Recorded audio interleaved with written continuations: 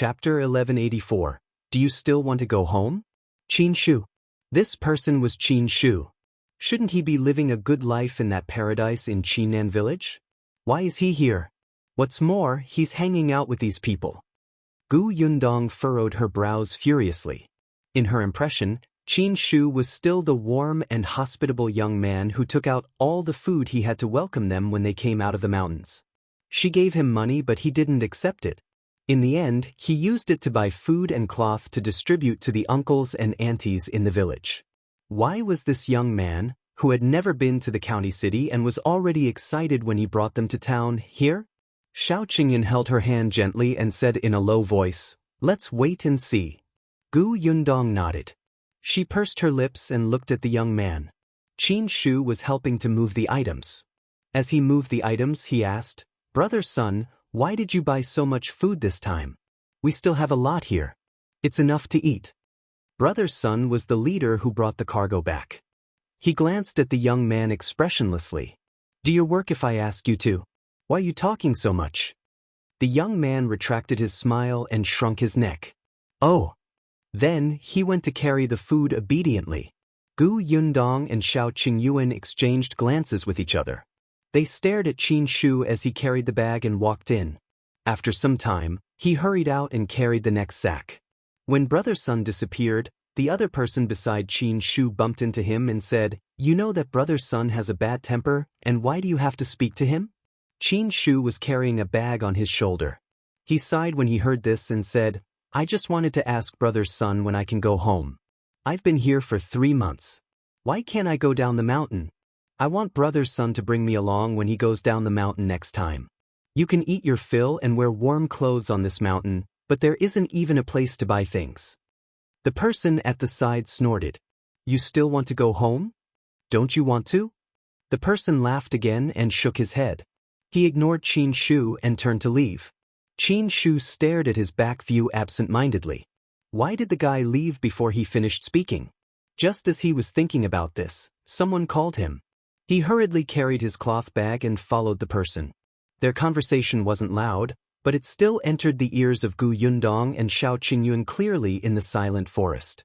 Based on what Qin Shu said, he has only been here for 3 months. He doesn't know what these people do, Gu Yundong said softly. However, she heaved a sigh of relief in her heart. Xiaoxi nodded. Lure him over secretly later and ask him for the reason. The two of them waited quietly. The things in the carts were all moved in. Brother Sun ordered 2 people to pull the carriages down the mountain and went in himself. Qin Shu was the last to come out. He seemed to be guarding the forest here. He stood with another person and observed his surroundings at all times. Qin Shu was honest. He really stood there and did his job carefully. As for the other person, he sat on the rock for some time before he rolled his eyes. He used the excuse of having a stomachache to leave and never returned again. But this was convenient for Gu Yundong and Xiaoxi. Xiaoxi squatted down and found a small rock. He shook it and threw it on Qin Shu's back. Who? Source. Com, updated by Novlov. Com if you find any errors, ads pop up, ads redirect, broken links, non-standard content, etc. Please let us know reports so we can fix it as soon as possible. Chapter 1185. Brainwashed. Qin Shu immediately turned his head vigilantly. He was holding a bamboo whistle in his hand, as if he would blow it the next moment. However, when he turned around, he saw 2 familiar figures. His eyes lit up and he was about to speak. Gu Yundong immediately raised her forefinger and shushed him. Qin Shu was stunned. When he saw Gu Yundong waving at him, he smiled and ran over. "Sister Gu, why are y'all here?" Gu Yundong immediately pulled him a few steps away. Then she frowned and looked at him. "I also want to ask you, why didn't you stay in Qinan village? Why did you come to the mountains?"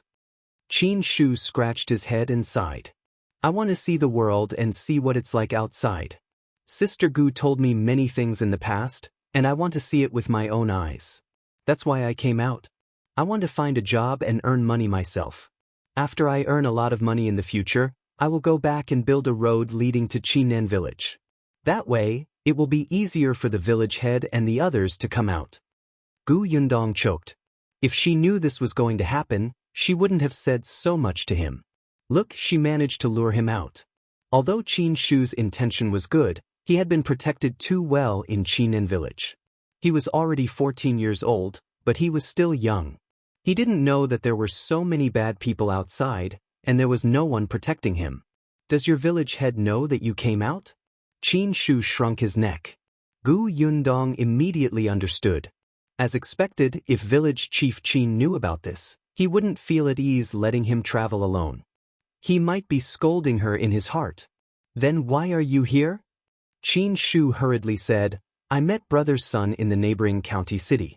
He was busy moving the goods, so I went to help him. I even asked him if he needed manpower. I wanted to find a job. I didn't need a lot of salary as long as I'm provided with food and lodging. A little money is enough. Brother's son promised me when he saw how hardworking I am. Gu Yundong and Xiao Qingyuan felt the corners of their lips twitching. Move the goods? Look at how hardworking you are. Did brother's son take you away because he was worried that you would spout nonsense after seeing what happened between them? Did he plan to silence you? In the end, he realized that this fellow was naive and easy to fool, so he decided to let him be a coolie in the mountain. As expected, Qin Shu continued, unfortunately, brother's son brought me up the mountain. They said that there's a lack of manpower here. The boss goods are on the mountain, so we need to help him with his business.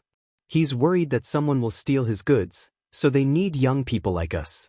The people in the mountain are not bad. They are very hardworking. They even said that we are a family and will help each other in the future. When I become successful, I can go back to the village and bring my uncle and auntie over. The salary here is high. I received 3 taels of silver the first month. However, I haven't got my salary for last month. I will have to wait for half a year before the money is given to me. Gu Yundong. Damn, isn't this pyramid scheme brainwashing? Did they know that Qin Shu was easy to fool because he didn't know the market price? This stupid young man. Gu Yundong couldn't help but hit him hard. What should I say?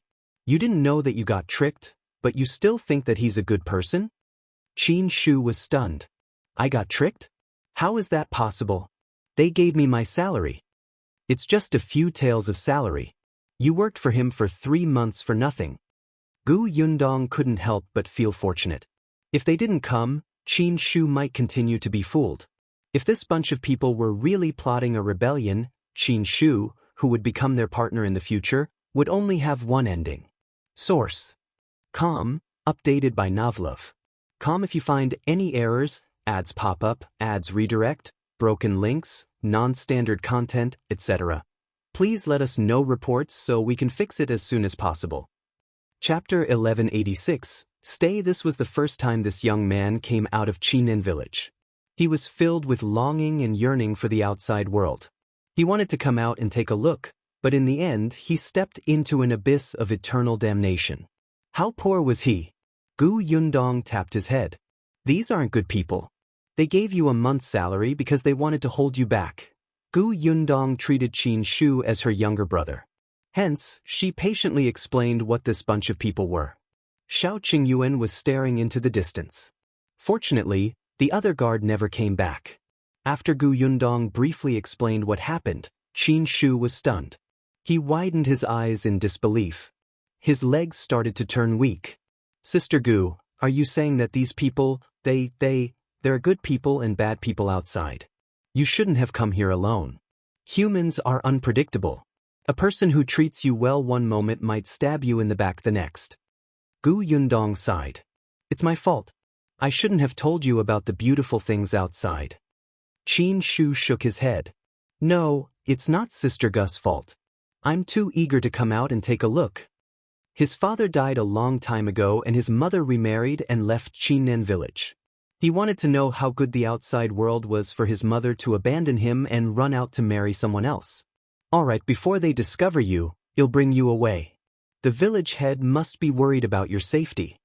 Gu Yundong and Xiao Qingyuan exchanged glances with each other.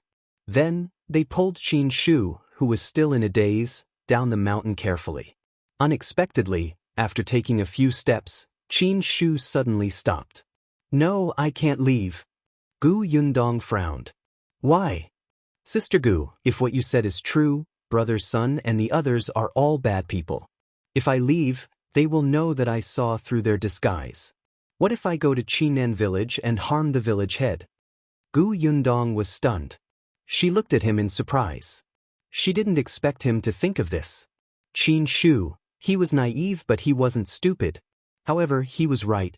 Brother's son must have asked around about Qin Shu's hometown. If Qin Shu disappeared, Qinan village might be targeted. But she couldn't allow Qin Shu to continue staying here. Sister Gu, I want to stay. Since you and Brother Xiao know their true faces, you can report to the authorities and ask them to catch them. That way, if I leave, Qinan village will be fine, right? But, since I know that they are bad people, I will be careful. Don't worry, I might be able to help. I'm truly worried. Gu Yundong was in a dilemma. On the other hand, Xiao Qingyuan took a few more glances at Qin Shu and said, "All right, you can stay." Gu Yundong looked at him in surprise. Xiao Qingyuan said, "Qin Shu knows the severity of the matter. Even if it's for Qinan village, he won't expose himself to danger, right?" Qin Shu nodded his head fervently. He immediately felt that he had a huge responsibility. That's right, he didn't just need to protect himself. He needed to protect the villagers of Qinan village too. If he was exposed, all the people in Qinan village would be harmed. Gu Yundong glanced around him and hesitated for a moment. In the end, she nodded. "All right, stay here. Be careful. After everything here is settled, I will bring you to see the real world. At that time, you will be able to earn more money and build roads for Qinan village." Source: Com, updated by Novlov. Com if you find any errors, ads pop up, ads redirect, broken links, non-standard content, etc. Please let us know reports so we can fix it as soon as possible. Chapter 1187. Uncle is getting married. Qin Shu smiled widely. "All right, it's decided then." "It's a deal." Gu Yundong nodded. After a pause, she told Qin Shu some things and even gave him some stuff. Of course, she also asked Qin Shu about the situations inside. Although Qin Shu was an outermost guard, he knew quite a lot. Most importantly, it was because he seemed naive and sincere. He loved to ask others about the outside world. Other people would want to boast when they saw him asking for knowledge like an ignorant country bumpkin. It was easy for them to expose themselves when they boasted. Qin Shu was young, so he had a good memory. Thus, he told Gu Yundong everything he knew. Gu Yundong and Xiao Qingyuan really received a lot of useful information. Before she left, she told Qin Shu, "Continue to use this attitude. Pretend that you haven't seen us today. We will contact you again. Remember, nothing is more important than staying alive. If necessary, you can betray us." Qin Shu widened his eyes in shock. "How can I do that? I don't want to." Xiao Qingyuan said, "You don't know much anyway." Qin Shu, Gu Yundong laughed. "You don't have to tell the whole truth. You can fool them by telling them part of the truth." I understand." Gu Yundong was worried about him, so she reminded him a few more times. However, it was getting late, so she had to leave. Qin Shu looked at their backs from afar. The corners of his lips were tightly pressed together. He only went back to his original spot to resume his job unwillingly after they disappeared. However, he was still satisfied when he saw Sister Gu and Brother Xiao today. He couldn't repay Sister Gu for giving them so much food and cloth. This time, he would definitely be able to do it. Gu Yundong and Xiao Qingyuan didn't waste any time after they went down the mountain. They quickly jumped on their horses and rushed back to Fengkai County. When they reached the county city, it was already the afternoon of the second day. The two of them went straight to Qin Wenzheng school. At this moment, Qin Wenzheng was still teaching the students, while Yunshu and Yuanji were studying in the classroom. Madame Gu entertained Gu Yundong and Xiao Qingyuan. She hurriedly called Qin Wenzheng over when she heard that they had something urgent. Gu Yundong quickly explained what happened. Qin Wenzheng was elated when he heard this. "So, the Zhang family is helping the Tao family?" "Yes." Gu Yundong nodded. She told him about Tao Yan's visit. Qin Wenzheng squinted slightly. He tapped his fingers lightly on the table and said, "I understand. Send me the address of that small courtyard. I will ask someone to take a look at the basement later." As for those people in the mountains, don't worry. I will send someone to investigate again. Give me Qin Shu's portrait. I will ask someone to protect him secretly. Gu Yundong heaved a sigh of relief when she heard this. She stood up and quickly drew Qin Shu's face. She also drew Brother Sun's appearance along the way. She would leave the rest to Qin Wenzheng. He promised to protect Qin Shu so he wouldn't let anything happen to him. Qin Wenzheng turned around and ordered his men to do some things. Gu Yundong saw that it was almost time to leave school, so she decided to wait. She would go back with Yun Shu and Yuan. Yun Shu knew that her elder sister was here, so she ran over happily. Sister, you're finally back. Tomorrow is Uncle's wedding day. If you don't come back, you won't be able to make it. Gu Yundong was shocked. She counted the days and slapped her forehead. As if tomorrow was the big day. She almost couldn't rush back. Source: Com, updated by Novlov. Com if you find any errors, ads pop up, ads redirect, broken links, non-standard content, etc. Please let us know reports so we can fix it as soon as possible. Chapter 1188. Confession. Gu Yundong and Xiao Qingyuan hurriedly left the school with the two little kids. They went to Dongyi Academy to fetch the Niu Dan brothers before rushing back to Yongfu village. As expected, the moment she entered the village, she saw Gu Xiaoxi's newly built house with the word happiness pasted in red. There were also red lanterns hanging in front of the door. The entire house gave off a happy vibe. It was the same for the Gu family. Tomorrow was the big day, so there were busy people everywhere. Eldest Aunt Gu stood at the door and gave instructions. Why isn't there a red cloth covering the wine jar? Shui Tao, is the red cloth with you? And that chair, who's in charge of the red cushions? Oh my memory. As she spoke, she turned around and saw Gu Yundong and the others. She was elated and ran over. Yundong, Qingyun, are you finally back? Eldest aunt. Gu Yundong alighted the carriage. Sorry to make you worry. Of course I was worried. If Qingyuan didn't say that you were busy with business, your uncle wouldn't have the heart to get married. Eldest Aunt Gu patted her. Oh right, your father came back yesterday too. He's inside. They walked in as they spoke. As expected, Gu Dajiang was standing in the central room. He was looking at a list in his hand, but he was frowning. He raised his head abruptly when he heard the commotion. The worry in his eyes subsided a little when he saw Gu Yundong. After a pause, he said to Gu Yundong and Xiao Qingyuan, "Follow me." Gu Yundong and Xiao Qingyuan exchanged glances with each other and followed Gu Dajiang into the study. Tell me what happened? The moment the door closed, Gu Dajiang raised his head and looked at them with a stern expression. I asked Shui Tao, and she said that you followed a middle-aged man and never came back. I went to look for Master Qin later, and he said that you were helping him on a task and it's nothing serious. What's the matter? Gu Yundong was stunned. Gu Dajiang had just reached home yesterday afternoon. The moment he came back, he asked Tong Shui Tao and then he went to look for Qin Wenzheng again. He must be extremely anxious. However, Qin Wenzheng didn't tell them about this. He didn't know where she went either. He probably told Gu Dajiang a lie to comfort him. He must have sent someone to look for her and brother Xiao. Gu Yundong felt warm in her heart. She walked to Gu Dajiang's side and held his arm. She smiled and said, Dad, you're the best. Gu Dajiang couldn't maintain the stern expression on his face anymore. He pushed her head and said, Tell me quickly.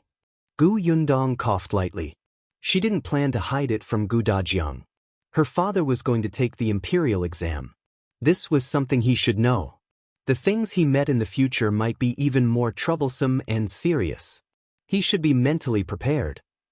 What's more, after these 2 years of experience, his father was no longer the ordinary villager who was suppressed by leader Gu and the others in the Gu village. Thus, she told him the entire story of the Tao and Zhang families. Gu Dajiang was stunned when he heard it. This was such a serious matter? He didn't know what to say for a long time. After some time, he finally digested all the information. He patted Gu Yundong's shoulder and said, You did well. This kind of treasonous and rebellious person who tried to destroy the peace of our country should be eradicated as soon as possible. He paused for a moment before frowning. However, Qingyuan is right. You can't take the risk alone the next time something like this happens. Source: Com, updated by Novlov. Com if you find any errors, ads pop up, ads redirect, broken links, non-standard content, etc. Please let us know reports so we can fix it as soon as possible. Chapter 1189. It wasn't instigated by Sister Gu. Yundong immediately agreed. She promised that if this happened again, she wouldn't rush forward alone. Gu Dajiang looked at her. He wanted to say something, but he remembered that his daughter was getting more and more capable. She knew more things than he did, so he felt a little dejected. In the end, he left without saying anything. Gu Yundong was stunned when she saw him leaving. She asked Xiaoxi in confusion, "What happened to my father?"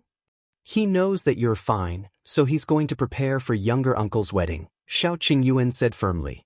Gu Yundong felt that it made sense. "Let's go and help too." That night, the Gu family worked very late. They were afraid that they would miss something during tomorrow's banquet.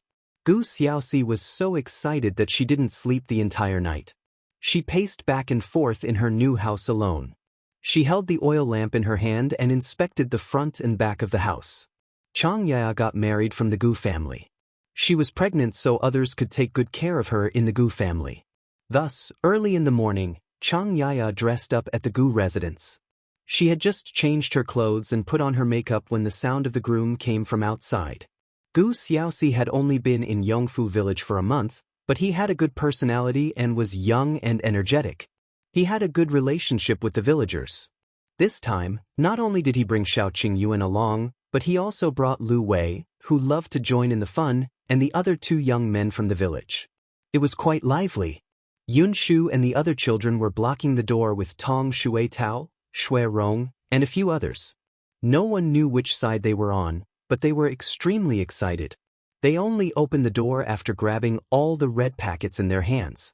When Gu Xiaoxi came in, he pulled Yunshu's hair forcefully. "I'll settle the score with you later."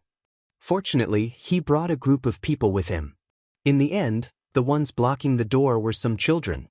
No matter how good they were, it was useless. They couldn't push the door with force either. What if they hurt the children? Yun Shu took the red packets happily and snorted. "I won't tell you that someone instigated this." Gu Yundong, who was standing not far away and watching the show. "Come over here. I promise I won't beat you to death." As expected, when Gu Xiaoxi heard this sentence, he shifted his gaze to her. Gu Yundong looked up at the sky. "The weather is not bad today. It's a suitable day to get married. Little uncle, you will definitely be able to live a happy life with little aunt in the future." Gu Xiaoxi pointed at her from afar. "Don't forget that you're getting married in August." Xiaoqing, who was standing behind him, asked, "Little uncle, are you making things difficult for me? Will you block the door for me?" That's right, he was the one fetching the bride, not his irritating niece. Lu Wei laughed loudly behind them. He hurriedly pushed Gu Xiaoxi forward and said, "Let's go and fetch the bride first." Gu Xiaoxi threw everything to the back of her mind and ran to Changyaya's room in a hurry. Changyaya was wearing a red wedding gown with a red veil covering her head. No one could see what she looked like. However, her hands on her knees were clenched tightly. She was extremely nervous too. Gu Xiaoxi was already standing at the door. He stopped in his tracks instantly and scratched his head as he laughed awkwardly. The other people were elated. The matchmaker even shook her handkerchief and said happily, "The groom is shy." "I think so too." Everyone in the room laughed. He only regained his senses after Gu Dafeng pushed him. He squatted down and carried Changyaya on his back. Source: Com, updated by Novlov. Com if you find any errors, ads pop up, ads redirect, broken links, non-standard content, etc. Please let us know reports so we can fix it as soon as possible. Chapter 1190. Wedding ceremony. There was a large red sedan parked outside the Gu residence. Gu Xiaoxi had rented it. He didn't have the ability to buy it, but he still wanted to give Changyaya the best. Many people were looking at them. A lot of young wives were envious. When Lan Huar got married, she had a bridal sedan chair too. This was the second one in Yongfu village. The bridal sedan was much better than an ox cart or a donkey cart. 4 people lifted the bridal sedan and followed behind Gu Xiaoxi, who was riding a horse. They circled the Yongfu village and finally stopped outside his new house. Gu Dafeng had already arrived at the new house. She welcomed the guests warmly. Gu Xiaoxi didn't know many people, so he didn't invite many guests. Besides the Gu family, the Bian family, and the Xiao family, there were also Dong Xiaolin's family, the village head's family, and the highly respected 6th grandfather. Finally, there were the people who helped them to build his house and their families. The courtyard was filled to the brim. There were around 5 to 6 tables. Gu Xiaoxi and Xianxia were already extremely satisfied. The bride was brought in. Gu Dajiang was the eldest brother and the host of this wedding. Gu Dajiang felt comforted when he saw the 2 of them stepping through the door. Little 6 had finally grown up. He had a family of his own. The 2 of them stood in the central room. The male helper sang and the newlyweds started the ceremony. 1 bow to heaven and earth. 2nd bow to the parents. 3rd bow to each other. Their parents weren't around, so Gu Xiaoxi and Xianxia bowed in the direction outside the door and completed the ceremony. They were finally sent into the bridal chamber. After some time, Gu Xiaoxi was pulled out to drink with them again. Gu Yundong secretly carried the bowl of noodles into the new room. Xianxia's veil was lifted and she was sitting upright with a tinge of red on her face. When she saw Gu Yundong walking in, she hurriedly stood up. Yundong. Auntie, have a seat first. She placed the bowl and chopsticks on the table. You're pregnant. You haven't eaten for a day, right? Uncle asked me to bring you some noodles. Eat them first. Xianxia nodded. She sat in front of the table and took a few bites. Then she smiled. You brought it yourself, right? I know your uncle. Although he knows how to take care of me, he's very careless. Everything was so noisy today that he felt dizzy. He can't possibly think of sending me noodles. Gu Yundong sat opposite her and smiled. Who says that? Uncle might be dizzy today, but he reminded me repeatedly yesterday that my mission today is to look after you and take good care of you. Isn't it my uncle's order for me to send you noodles? Xianxia laughed because of her. However, she felt sweet in her heart. Now, she had fallen into the lap of fortune. Gu Yundong accompanied her and chatted with her. She only helped her to the bed after she finished her noodles. I don't know when my uncle will come back. You can sleep first. He'll ask Shui Tao to guard outside. Don't worry, they won't dare to tease the bride today. Xiao Qingyuan wouldn't. Lu Wei knew Xianxia's situation, and the other people weren't close to Gu Xiaoxi. Hence, Xianxia could rest properly. Gu Yundong covered her with the blanket before leaving the room. She carried the bowl and chopsticks to the kitchen. A lady who was helping in the kitchen pulled her back immediately. Hey Yundong, don't leave yet. Come over and let me ask you something. Source. Com, updated by Novlov. Com if you find any errors, ads pop up, ads redirect, broken links, non-standard content, etc. Please let us know reports so we can fix it as soon as possible. Chapter 1191. August. Gu Yundong was stunned. What is it? The lady was curious. Didn't you say that you will get married on the same day as your uncle? Why is your uncle's wedding so early? This lady didn't have any evil intentions. She was just a little curious and gossiping. Gu Yundong thought to herself, this is a good chance for me to get her name registered. I don't want other people to make guesses. Many people were talking about it when they stood at the entrance of the Gu residence today. Hence, she said to the lady patiently, at first, we wanted to get married together, but one of my father's masters said that this isn't appropriate. There's no reason for an uncle and a niece to get married on the same day. No matter how I look, I have to let my uncle get married first. As a result, we can only go our separate ways. As she spoke, she said regretfully, after that, we started calculating the days. This is the best day before August, so we were in a hurry. Fortunately, everything is in place, the house is built, and the gifts are all ready. The lady nodded fervently. That's right. I've already said that it's hard for uncle and niece to get married on the same day. However, today is a good day. There's a couple getting married in the neighboring village. Gu Yundong smiled. That's right. Thank you for your hard work today. You can continue your work first. When you go back later, Come to the central room to get some gifts. Sure, okay. Gu Yundong walked out of the kitchen and heaved a sigh of relief. The courtyard was still very lively. With Lu Wei around, no matter how cold the atmosphere was, it would be lively. Gu Yundong couldn't bear with it anymore when she saw Gu Xiaoxi getting forced to drink. She asked Xiaoqingyuan to pull Lu Wei out. Little aunt is pregnant. What if little uncle is unconscious from the alcohol and hurts her accidentally? Xiaoqingyuan felt that it made sense. He went forward and pulled Lu Wei to the side. This fellow wasn't happy. After getting glared at by Gu Yundong, he finally understood. He immediately dashed towards the crowd that was still persuading him to drink. He shielded Gu Xiaoxi and said, all right, it's already so late. Let's not disturb their bridal chamber. We're not drinking anymore. Lu Wei was the eldest young master of the Lu family in the city. Naturally, the villagers felt respect towards him. Earlier, Lu Wei was the one who persuaded him to drink. Now that he had given up, the other villagers stopped fooling around. Gu Xiaoxi let out a long sigh. Xiaoqingyuan helped him back to his room. The remaining people continued eating and drinking. They only dispersed after a long time. Gu Yundong and Xiaoqingyuan were the last to leave the new home. It was already dark outside. Xiaoqingyuan held her hand and suddenly said, 2 more months. 2 months later, it was their wedding day.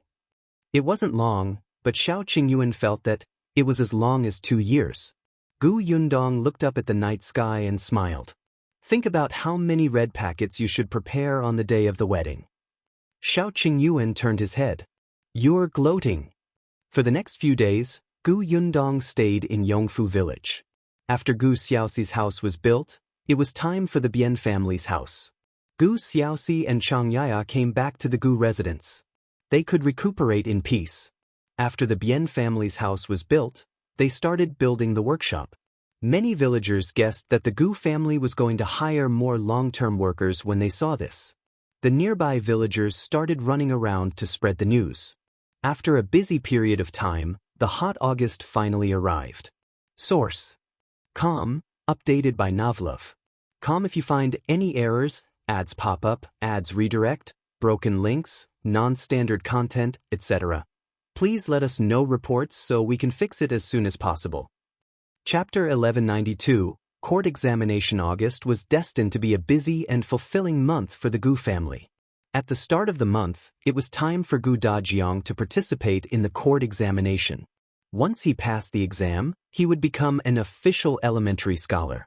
When he entered the exam venue, Gu Yundong and the others still went to the prefectural city. There were 2 rounds of the court examination, including the formal exam and the second exam. Each exam lasted an entire day. It wasn't difficult. Gu Dajiang entered the exam venue confidently. When he came out, he was full of smiles too. It looked like there wouldn't be a problem. This matter was over after the exam. He just needed to wait for the results to come out. Gu Dajiang asked Gu Yundong to go back to Yongfu village. The construction of the new workshop had been completed not long ago, and the workers had been hired. There were many people. After all, they weren't just needed in the new workshop. They also needed to buy goods and plant fruits. 2 months ago, after Gu Xiaoxi got married, he bought 3 acres of land. He said that he didn't know how to do business and didn't have any skills. The only thing he was good at was farming. Gu Yundong didn't stop him. Her uncle had his own choice, even though she had once suggested that he work in the workshop. At that time, Gu Yundong also bought a large piece of land from a nearby village to grow sugarcane. Hence, there were at least 200 to 300 people under Gu Yundong's command. There were many things to settle and it was much more complicated. Besides promoting a few capable people to be managers, she also needed to recruit knowledgeable people. Thus, Gu Yundong brought little Kiki back to Yongfu village first. Unexpectedly, the moment she reached home, Chen Liang came over. There was excitement in his eyes as he looked at her. Yundong, your father has completed the court examination, right? How's his result?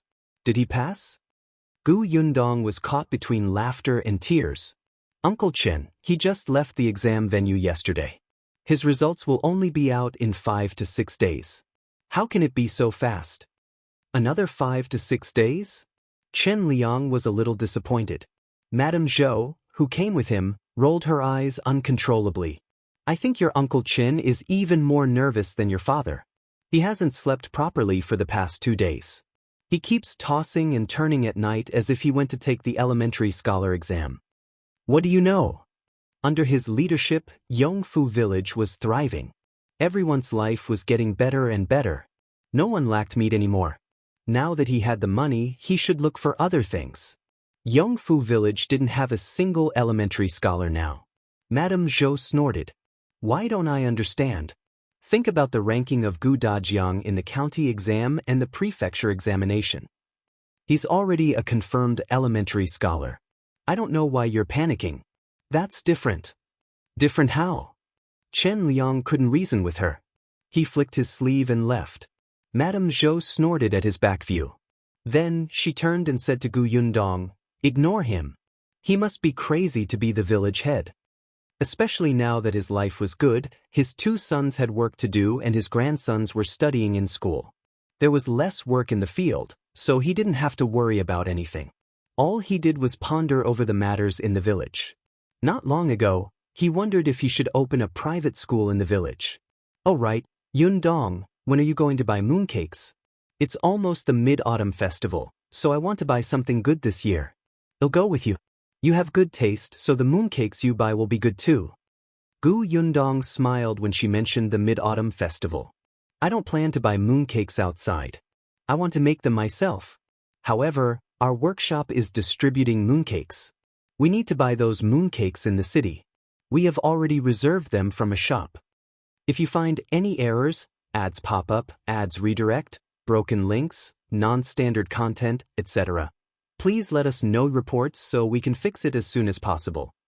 Chapter 1193, Making My Own Mooncakes. Zhou was stunned. Do it himself? She was a little intrigued, but she knew that Gu Yundong's cooking skills were good. If she said that she would do it herself, it might be the kind of secret prescription that wasn't available outside. She couldn't just ask for it. Hence, she asked, which shop did you reserve from? The Zhang family? The Zhang family? Gu Yundong smiled and shook his head. No, it's not the Zhang family. It's a new shop and isn't famous. However, the pastries they make are delicious. In the past, Tong especially went to take a look. The place where they make mooncakes is clean too. I tried one. It tastes better than the Zhang family's. I hope that they will have a place in the city in the future. However, Madame Zhou didn't think so. Everyone knew that the Zhang family's business was the most prosperous in Fengkai City. In the past, there were many new shops that made many novel pastries. In the end, the Zhang family bought all the secret recipes. The Zhang family was the largest pastry shop in Fengkai County. However, this was between them. The Zhang family hadn't laid their eyes on the pastry shop, so the price of the pastries there wasn't high.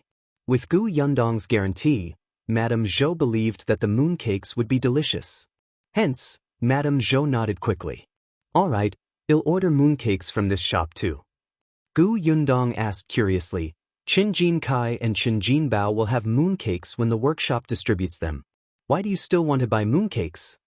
Hey, we have many relatives and friends, right? Our family is living a good life now, and we have many guests. We should give them some good treatment, right? She sounded proud. In the past, Madame Zhou was proud too. After all, her husband was the village head, but her family didn't have much money. Now, she could buy anything she wanted. Her sons were promising and filial. She was extremely proud. Gu Yundong smiled. All right, I will ask Tong'an to buy more for you. Oh, thank you. I'll go back first. Madame Zhou saw that she was tired after coming back, so she went back after a few sentences. On the other hand, Kiki looked at her excitedly. Sister, are we making mooncakes ourselves? That's right. Do you want to learn? Yes, yes. Gu Yundong hurriedly held her chin when she saw her nodding her little head too forcefully. She laughed and said, I knew that you're a foodie. I'll look for you after I have the ingredients. Okay. The young lady grabbed her hand with her soft little hand and walked into the house happily. The next day, Gu Yundong went to buy ingredients. Then, she brought Kiki and Shinsidian to the kitchen to get busy. Xianxia took a stool and sat at the door to help pick up the green beans. Yundong planned to make ice cream mooncakes. She had prepared the molds. Last year, during the Mid-Autumn Festival, she wasn't at home and the mooncakes weren't made. This year she mustn't miss it. Kiki took the molds and looked at them curiously. She widened her round eyes and asked, "Sister, what are these?" "You will know in a while." Yundong poured a bowl of glutinous rice noodles and said to her, "Come, add some water for me." "Okay." The young lady hurriedly put down the molds and ran to her side. She grabbed the water ladle and carefully released the water bit by bit. Yundong was extremely patient. She waited for her to take her time. This young lady loved to cook. She might be able to work in this trade in the future. However, she was still young. She would take her time and see if she could find a master chef in the future. After filling the water, the young lady raised her head and smiled at her with her small mouth. Her soft and cute voice melted Yundong's heart instantly. If you find any errors, ads pop up, ads redirect, broken links, non-standard content, etc., please let us know reports so we can fix it as soon as possible. Chapter 1194. The one in her body is a little brother. Yundong mixed the batter and left it there. Then she started making the filling. The young lady secretly took some and stuffed one in her mouth. Then she ran to Xianxia's side and stuffed one into her mouth. "Little aunt, my younger brother wants to eat." Xianxia smiled. The young lady always said that the child in her stomach was a little brother. There was an old saying that children had spiritual power so they could tell if the child was a boy or a girl. That was why Xianxia was happy when the young lady called it little brother. It wasn't that she didn't like girls, but if the firstborn was a boy, it would be much easier for her whether she had boys or girls in the future. At least no one would gossip. Yundong felt that it was hard to say. However, everyone was thinking the same thing now. She couldn't change this deep-rooted thought. Also, Xianxia was always elated when she heard Kiki talking about her younger brother. If Yundong stopped her, she might think that there was something wrong with the baby's gender. After all, Xianxia's body was weak and her pregnancy wasn't stable. The only thing she could do now was to enlighten her and remind her uncle so that he could express that he liked both boys and girls. Actually, Xiaoxi preferred girls. One could tell it from his attitude towards Kiki. He loved to hug her the moment he came back. Sometimes he even angered the young lady. Yundong glanced at Xianxia and noticed that her eyes were indeed smiling. Her mood seemed to have gotten better, so she kept quiet. She turned and continued making mooncakes. In the afternoon, the finished mooncakes filled up the entire central room. The amount she made was a little big. After all, there were many people in the family, so she had to give some to others. Fortunately, she didn't do all the work by herself. Later, Xiaoxi came over and she passed all the laborious work to him. Yundong didn't feel anything wrong about it. Xiaoxi glanced at her from the corner of his eyes and started working without any complaints. After they were done, she asked someone to send some mooncakes to the Zhang family, Chen Liang's family, and the sixth grandfather's family. As for the Lu family in the county city, as well as the Nye family and the Dai family in the prefecture city, Yundong asked Chen Jinbao to deliver the goods the next day. When Chen Jinbao came back, he didn't just bring return gifts from those families. He also brought the mooncakes she ordered in the city. The people in the workshop got excited when they saw the 2 carts filled with items. Especially the workers who were just recruited last month. Their eyes lit up. They had long heard that the Gu family workshop would send gifts every holiday, especially during the New Year. The New Year's goods were even more sumptuous than the ones they bought at home. One look and you could tell that these mooncakes were extraordinary. As expected, Tong'an waited for the carriage to go to the Gu residence. Then he entered the workshop and said to everyone, "It's almost the Mid-Autumn Festival. Everyone has been working hard these few days. Hence, the boss has decided to give everyone 2 tubes of mooncakes to bring back to celebrate the reunion with your families." Oh, the crowd got lively. Every time their boss gave them something, they would feel as if they had hit the jackpot. They were extremely excited. Tong'an smiled and shook his head. He continued, "After work in the afternoon, everyone will go to the entrance of the Gu residence and line up to receive the mooncakes. Don't be late." Keep order. Do you hear me? Yes, Manager Tong. Tong and waved his hand and left. At this moment, there was already a queue at the entrance of the Gu residence. Gu Yundong placed tables and chairs in the front courtyard and asked them to come up one by one to take the mooncakes after registering their names. If you find any errors, ads pop up, ads redirect, broken links, non-standard content, etc., please let us know reports so we can fix it as soon as possible. Chapter 1195. He did it. The workers in the workshop had to finish their job first, but the fruit farmers in the garden didn't need to wait. To prevent them from getting crowded with the workers later, Gu Yundong asked Zhou to bring them over first.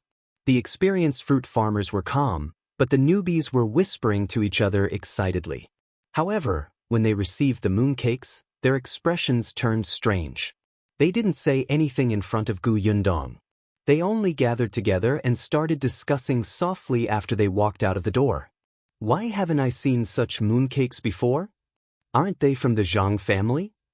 No, the Zhang family's mooncakes have different packages. I've never seen them before. The other pastry shops in the city aren't like this either. Really? Did she buy them from the prefectural city? In your dreams? How can they be transported back from the prefectural city? I've asked around. Qin Jinbao and the others came back from the city. Sigh, I thought that it was Zhang's mooncakes. I've been waiting for them for a long time. I told my children the same thing. They're waiting for me to bring the mooncakes back, but the Gu family is quite wealthy, right? Why don't they buy Zhang's mooncakes?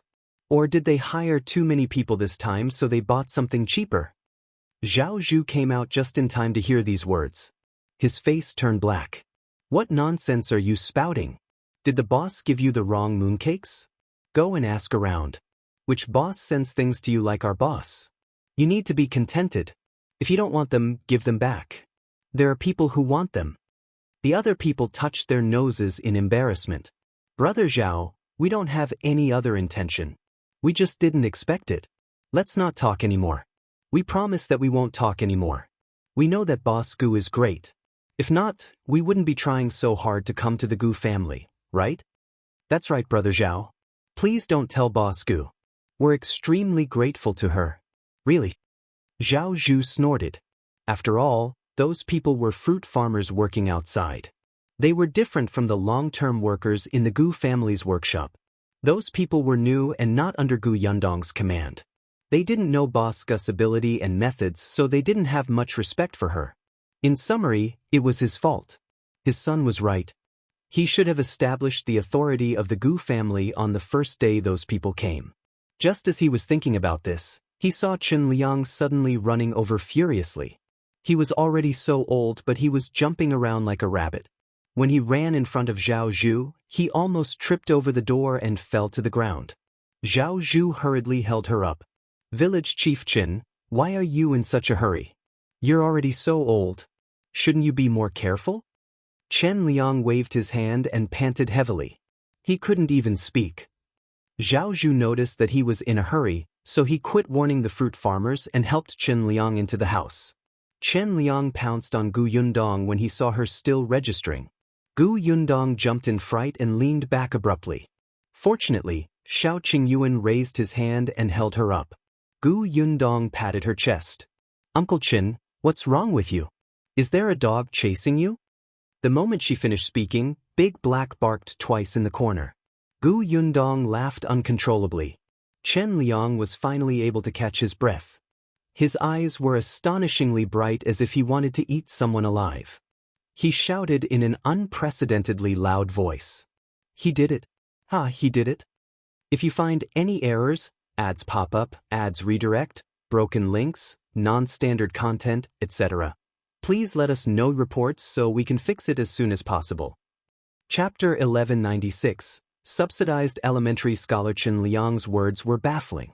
Whether it was Gu Yundong, Xiao Qingyuan, or the other fruit farmers who were collecting mooncakes, they all looked at him in confusion. Chen Liang swallowed hard and repeated, your father has won. He has become an elementary scholar. Gu Yundong's eyes lit up and she stood up immediately. Really? The rankings are out? Although she knew that her father was definitely fine, Gu Yundong was still extremely excited to hear such accurate news. Chen Liang nodded repeatedly. The result is out. I met the messenger at the entrance of the village just now and they told me the good news. I rushed back to tell you the great news first. All right, quickly prepare silver for them. The messenger will be here soon. The onlookers were stunned, but they all understood now. There was an uproar. Is old Master Gu an elementary scholar? This is really a great thing. Congratulations, Boss Gu. By the way, Village Chief Chen, what rank did Master Gu get? Rank. Chen Liang was stunned for a moment before he smiled awkwardly. I was too excited. When I heard that Brother Dajiang had won, I ran back happily. I forgot to ask them. It's fine. Well, know when the messenger comes later. Gu Yundong hurriedly asked Tong An to sit at the table and register the mooncakes while she ran into the house to get the money.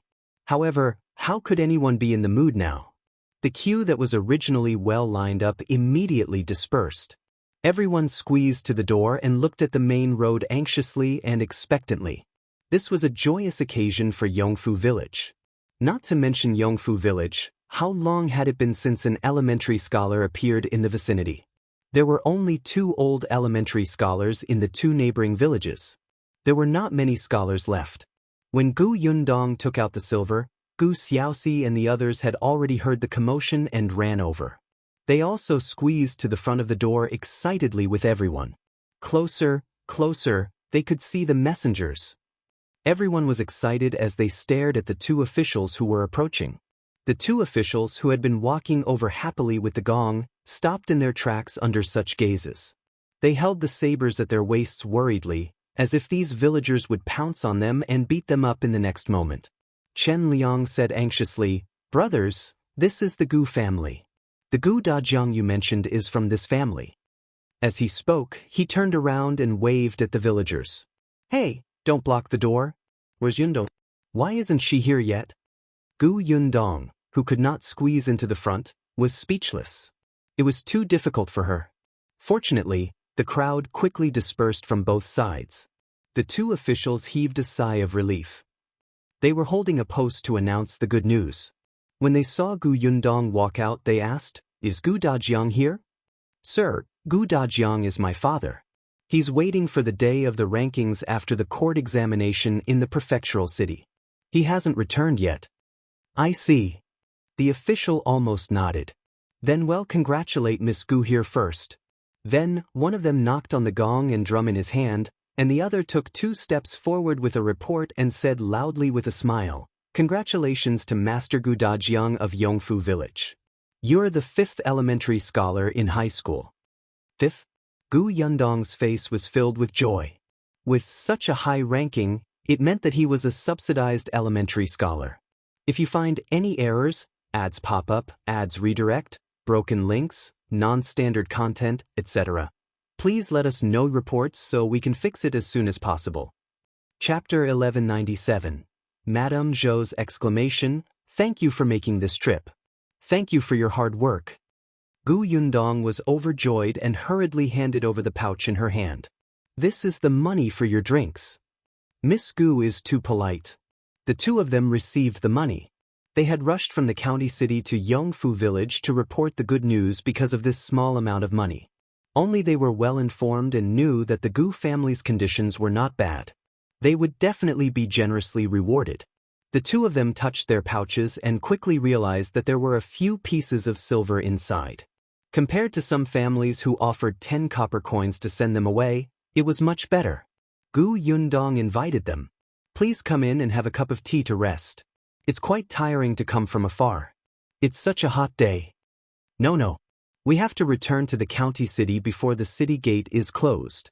We'll take our leave." Hearing their words, Gu Yundong could only give up. However, she still asked Tong Shuetao to pour 2 cups of sugar water for them to quench their thirst. At this moment, Xiao Qingyuan had already brought 2 tubes of mooncakes and 2 cans over. Gu Yundong took them and handed them to the 2 officials. "Then I won't keep you here. It just so happens that today is the time for the Gu family to give everyone the Mid-Autumn Festival gifts. Bring the mooncakes and canned food back too. May joy be with you." The eyes of the two officers lit up. This trip was indeed the right one. They were wondering why there were so many people in the Gu family today. So it was because of the Mid-Autumn Festival. What a generous boss. She even gave gifts during the Mid-Autumn Festival. The two of them said, "Boss Gu, you're too polite." They took the gifts. In the end, they even said sweetly, "Master Gu is a great talent and Boss Gu knows how to do business. In the future, the Gu family will be amazing. Let us congratulate Miss Gu first." Thank you, thank you. Then we'll take our leave. Boss Gu, continue with your work. There's no need to send us off. With money and gifts, the two of them were overjoyed, and their smiles lingered for a long time. After the two officials left, the villagers present turned their heads to congratulate Gu Yundong. "I knew Brother Dajiang wouldn't be bad. He's ranked 5th. He's too amazing." That's right. I heard that this is Brother Dajiang's first time participating in the imperial examination. He's already a subsidized elementary scholar. Our village also has an elementary scholar. Ha! Everyone was extremely excited, and Chen Liang heaved a sigh of relief. Someone suggested, "Boss Gu, shouldn't we celebrate such a joyous occasion?" That's right, that's right. Previously, we didn't hold a banquet when he got the county's chief. This time, he has become an elementary scholar. We can't let it go just like that. Even Chen Liang nodded. It should indeed be celebrated. Let everyone know that our Yongfu village has a subsidized elementary scholar. Gu Yundong had no objections to setting up a banquet. However, they had to discuss when and how to do it. Hence, Gu Yundong faced the heated discussion and said, "I'll discuss with my father when he comes back tomorrow. I'll inform everyone then." All right. Everyone, continue to line up. Let's distribute the mid-autumn moon food first. Hence, the overly excited fruit farmers all stood back in line. Gu Yundong also turned around and returned to the front yard. She held the good news report in her hand.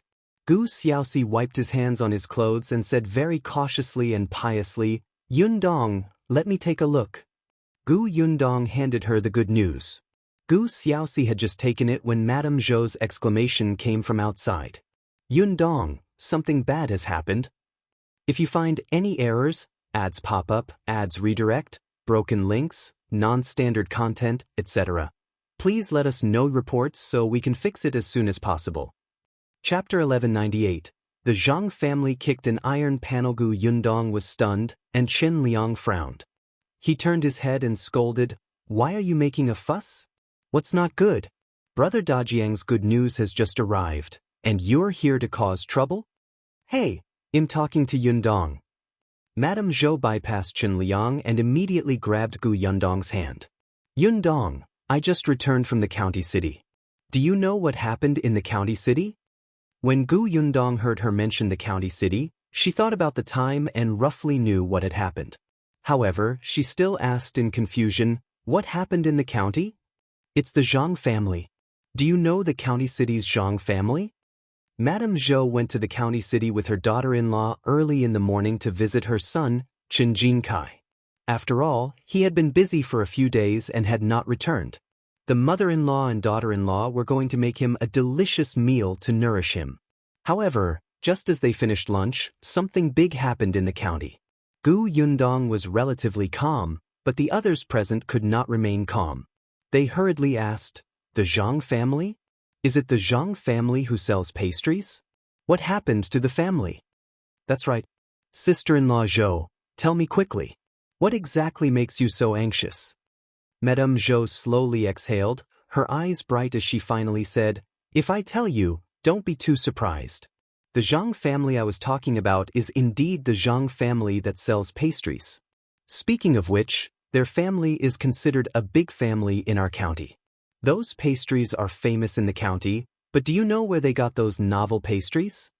Didn't they say that the Zhang family is generous and bought all the new and delicious pastry recipes from other families?" Madame Zhou slapped her thigh. "What? How were they bought?" "They were simply snatched." As she spoke, she began to get excited. "You don't know, but recently, a new pastry shop has opened in the county. The pastries made by that pastry shop are delicious, cheap, and especially novel. By the way, The mooncakes that Boss Gu is distributing now were bought from this pastry shop. Everyone was stunned and looked down at the mooncakes in their hands. Madame Zhou continued, Boss Gu has good taste. Back then, she saw that the mooncakes in this shop were better than the Zhang family's, so she made a reservation. Unexpectedly, when the Zhang family saw that the business of this shop was good and there were many people buying it, they had an idea and wanted the secret pastry recipe of this shop. When others buy secret recipes, they have to at least offer a suitable price and both sides have to be willing. However, the Zhang family doesn't think so. The Zhang family can let you open a shop in the county city, but the business of the pastry shop can't be better than theirs. Otherwise, they will be going against the new arrivals. They want the secret recipe of this shop, but they don't have any sincerity at all. They threw 10 taels of silver to buy the secret recipe of others. Tell me, is this humane? 10 taels of silver? Everyone was in an uproar. They looked at the mooncakes in their hands. Just the number of mooncakes that the Gu family had ordered was worth 10 taels, right? Moreover, there were others. The Zhang family was dreaming. The owner of the shop didn't agree either. The Zhang family was angry, so they found some thugs to cause trouble. They started to threaten and tempt the owner of the shop. Unfortunately, they kicked an iron plate this time. What iron plate? Madame Zhou was smug. She snorted and said, although this shop is not famous or eye-catching, you definitely won't be able to guess who the owner behind this shop is. If you find any errors, ads pop up, ads redirect, broken links, non-standard content, etc., please let us know reports so we can fix it as soon as possible. Chapter 1199. Vomited? Who? Madame Zhou said mysteriously, the owner of this shop is from the capital. His family is this. She gave a thumbs up, and everyone was instantly enlightened. His family had a high-ranking official? No wonder. The Zhang family had indeed kicked an iron plate. Gu Yundong knew this better than Madame Zhou. This shop had just been opened not long ago, and the owner was invited over by Qin Wenzheng. They had indeed opened a pastry shop in the capital. Not only the capital, but there were also other places. On the other hand, Xuanhe Prefecture had yet to open a branch. Logically speaking, if they wanted to open a shop here, they would definitely choose Xuanhe Prefecture. However, the owner of this shop had some ties with Qin Wenzheng. Qin Wenzheng asked them to come over and help him. He directly opened a shop in Fengkai County first. It would be convenient to open it in Xuanhe Prefecture in the future. The other party's request was for Gu Yundong to supply them with white sugar. It wasn't just the white sugar needed for the pastries in Fengkai County, but also white sugar from the other 3 branches in the capital. Although they could also buy it in the capital, there were many high-ranking officials in the capital. The supply of white sugar could not meet the demand. Their demand for pastries was huge, so they could not snatch enough. Gu Yundong agreed without thinking. She had just built a new workshop and the production of white sugar had greatly increased.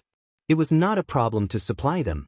Moreover, the price offered by the other party was not low. It could be said that this was a situation where all 3 sides won. Hence, the pastry shop opened in a low-key and luxurious manner. At first, the Zhang family didn't take it seriously. However, when the Mid-Autumn Festival arrived, this pastry shop suddenly became popular. Therefore, the Zhang family began to panic. Do you think it's possible for the Zhang family to deal with the owner of this shop? Madame Zhou's voice pulled her back to her senses. Gu Yundong also listened. Madame Zhou said, as soon as the Zhang family threatened them, the owner of the shop knew and immediately took down the Zhang family. Not only that, but they also reported it to the officials. In 2 days, they found out a lot of dirty things about the Zhang family. It turns out that the Zhang family's secret recipes were snatched from others like this in the past. Some people were unwilling to give it away, so the Zhang family directly hurt them. As she spoke, Madame Zhou's voice suddenly lowered. I heard from someone on the street that 2 families were poor and set up a stall on the road to sell the pastries they made. In the end, the Zhang family took a fancy to them. Not only did the Zhang family destroy their stall, but they also snatched their secret recipes. In the end, they killed them to silence them. Wow, everyone exclaimed, really? Madame Zhou waved her hand. I heard it on the streets. How would I know if it's true? But I think it's most likely true. Otherwise, why would the government go and arrest the Zhang family? The Zhang family has been arrested? That's not all. I heard that those officials went to the Zhang family's bakery to make pastries. That bakery was extremely dirty. There were many flies and insects crawling on the pastries. It was disgusting. There was dirty and rancid water in the corner that could not be smelled. There were also people working in the workshop whose fingers were dirty. An official had just bought the Zhang family's pastries 2 days ago. When he saw this scene, he vomited. Ugh. Someone beside him couldn't help but resh. The expressions of the fruit farmers who were complaining about Gu Yundong not buying the Zhang family's mooncakes changed, and they almost could not stand still. After a while, they rejoiced in their hearts. Fortunately, their boss was wise and decisive to buy this shop with a strong backer. Otherwise, they would vomit after eating the Zhang family's mooncakes. If you find any errors, ads pop up, ads redirect, broken links, non-standard content, etc., please let us know reports so we can fix it as soon as possible. Chapter 1200. The end of the Zhang family. They were not the only ones. There were also many fruit farmers who had doubts in their hearts. Now they admired Gu Yundong even more. Just now, Madame Zhou had said that the mooncakes in their hands were personally tried by the boss and tasted better than the Zhang families. Speaking of which, they had profited. Someone wanted to know what happened next and quickly asked Madame Zhou, "What happened after that?" Madame Zhou shrugged. Later I came back." Then, you don't know anything about the Zhang family's ending? How would I know about the Zhang family's ending? I heard it from the people on the street. I asked around. As for the rest, it was the government's business. What did it have to do with her? Everyone was a little disappointed when they heard that. However, the discussions continued. Tong called for everyone to collect the mooncakes first. Xiao Qingyuan whispered into Gu Yundong's ear, "Xiaowen has been in the county city for the past few days. We'll know when he comes back tonight." Gu Yundong nodded. The Zhang family had to be dealt with. They had helped the Tao family do such a thing, so Qin Wenzheng naturally could not let him off. However, she could not use the excuse that she had colluded with the Tao family as an excuse, so she started with the pastries. In the past 2 months, Qin Wenzheng had long figured out the Zhang family's background. He knew about the dirty things they had done, so he would definitely hit them in one blow and not leave a way out for the Zhang family. Once the Zhang family was finished, the Tao family would take action. After the mooncakes were distributed, the workers in the workshop went back.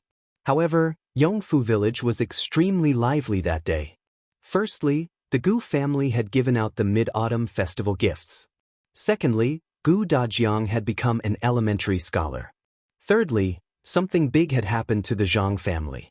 Each of these 3 things was enough to make people talk about it. On the Gu family's side, they had a happy dinner. Then, Gu Xiaoxi pasted the good news report with Gu Dajiang's status as an elementary scholar written on it in the middle of the central room. Gu Yundong was speechless. Only then did she know that nowadays, everyone acted like they were given prizes as students. They would post the good news in the most conspicuous place in the hall. Firstly, it could bring honor to their ancestors, and secondly, it could be seen by visiting guests. It could be seen how much everyone valued the imperial examination. Gu Xiaoxi asked everyone if it was in the right position.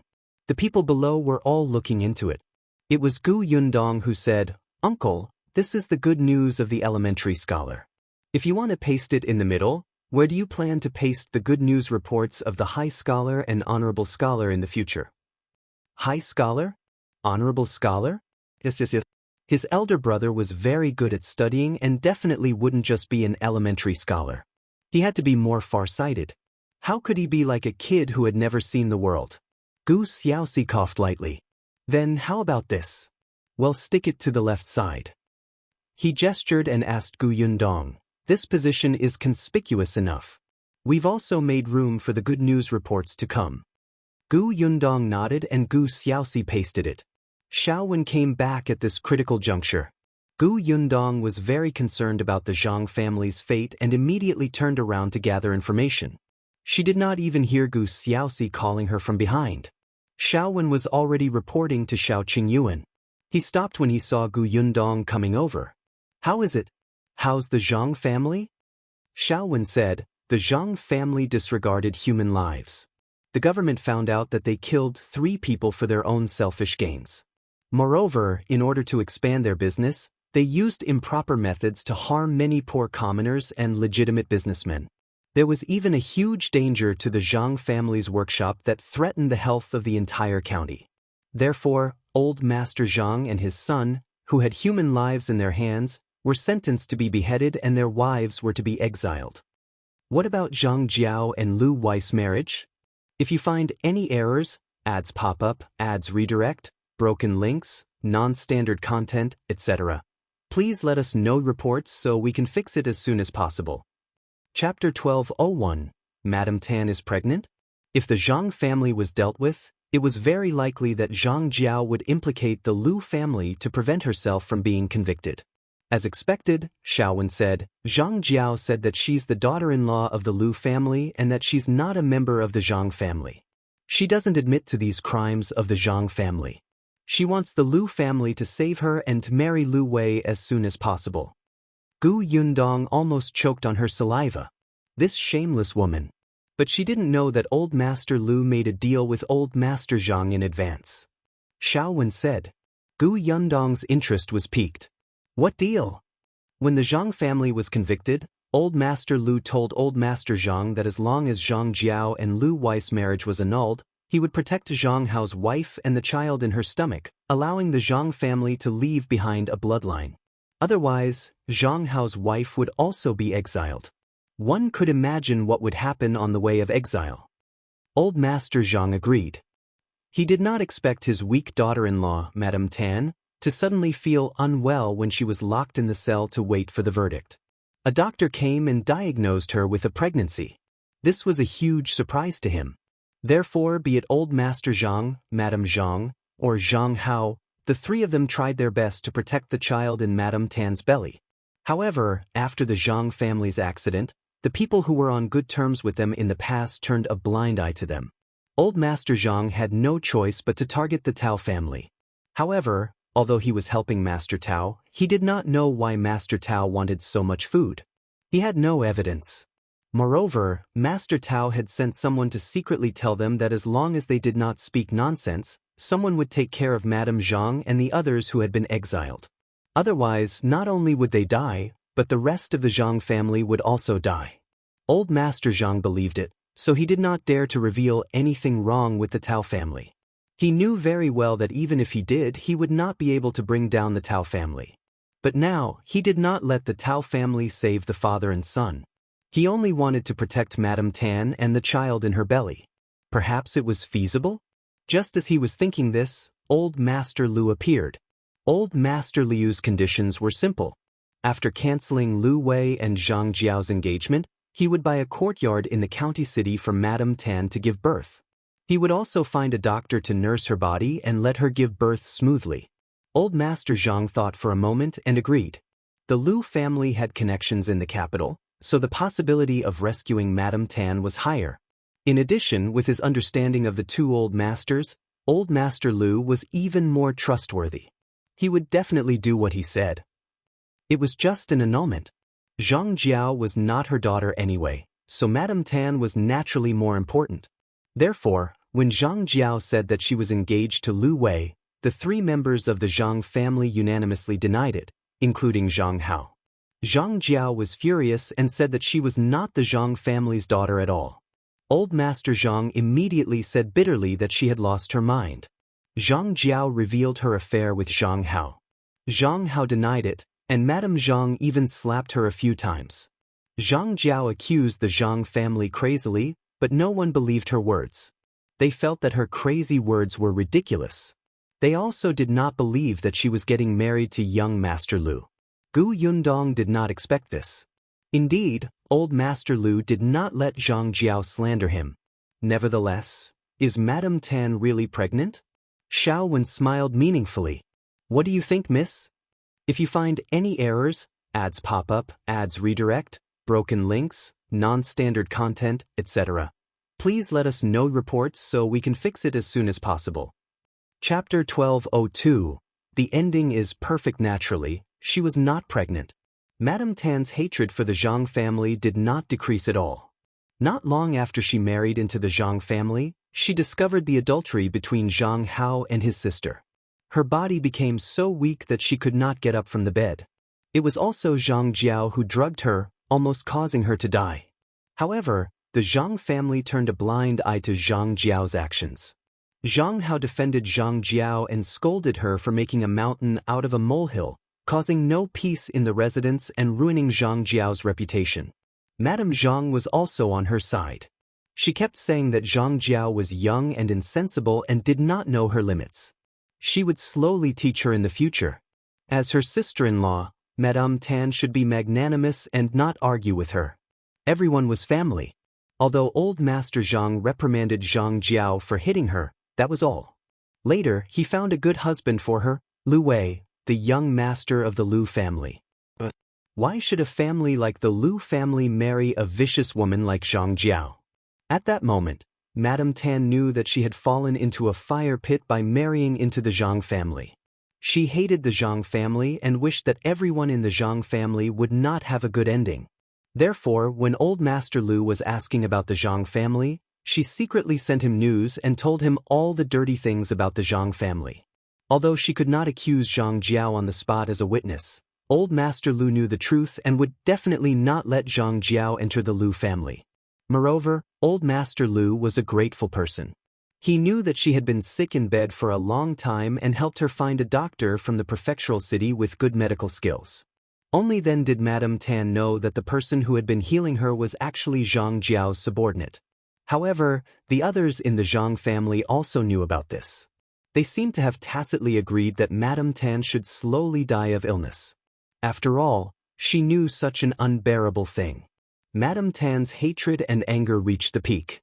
She wanted everyone in the Zhang family to die a horrible death. Madame Tan had contributed greatly to Qin Wenzheng being able to find the evidence of the Zhang family's crimes so quickly. As Zhang Hao's wife, it was much easier for her to know some things. In that case, she would be the hero. Qin Wenzheng had originally wanted to protect her. It was just perfect to use this matter to get the Zhang family to agree to annul Lu Wei and Zhang Jiao's marriage. The Zhang family would have to thank the Lu family for this. Wouldn't it be killing two birds with one stone? Madame Tan was not pregnant. She was just using this matter to get herself out of trouble. She asked Zhang Hao for a divorce letter. For the only bloodline of the Zhang family, Zhang Hao agreed to divorce her on the spot. As for how Madame Tan would live in the future, she had already made arrangements. She did not have to worry. Gu Yundong nodded repeatedly. The ending is considered perfect. Xiaowen was extremely excited. Wasn't that so? Master Qin was really a talent. By the way, Master Qin said that we have to deal with the Tao family next. How do we deal with them? Using the Tao brothers, Tao Feng and Tao Yen, Xiaowen said. Master Qin said that we can't let the people behind the Tao family know that we have already investigated the Tao family, so we might as well let people think that the Tao family has internal strife and cause the Tao family to change owners. If Master Tao and Tao Xing are harmed, we might be able to lure out the people behind them. Gu Yundong looked up and exchanged glances with Xiao Qingyuan. This thought was exactly what they had thought back then. Qin Wenjing should know how to operate it. He had also discussed it with Tao Feng and Tao Yen. This was good too. Tao Feng and his brother were having a hard time in the Tao family now, so they probably did not mind Qin Wenzheng's actions. If you find any errors, ads pop up, ads redirect, broken links, non-standard content, etc., please let us know reports so we can fix it as soon as possible. Chapter 1203, Mid-Autumn Festival Reunion. But Gu Yundong was not in the mood to pay attention to these things. The next day, Gu Dajiang returned with Madame Yang and Bian Han. Aunt Ke came back with them. She planned to stay until Gu Yundong was married before going back. As soon as Gu Dajiang arrived home, Chen Liang and many villagers came to congratulate him. Not only that, but the county also sent over reward money and praised Gu Dajiang. After this commotion, the villagers asked about the celebration. Gu Dajiang had thought about this before. At the end of the month, it will be Yundong and Qingyuan's wedding. I think we can just hold a banquet together. This, Chen Liang did not expect him to have such a plan and was a little surprised. Brother Chen, I'm only an elementary scholar after all. I shouldn't make a big fuss. Moreover, if I stage one now and another at the end of the month, not only will everybody be tired, I will also be criticized by many people. Chen Liang thought about it and felt that it made sense. You're the most considerate. On the other hand, many villagers were a little disappointed. Sigh, I thought I could have 2 wedding banquets. Why is Gu Dajiang so petty? It was said that the son of a family in town had also become an elementary scholar, and his ranking was not very high. His family even planned to hold a banquet for 3 days. Gu Dajiang was even a subsidized elementary scholar. Why was he so stingy?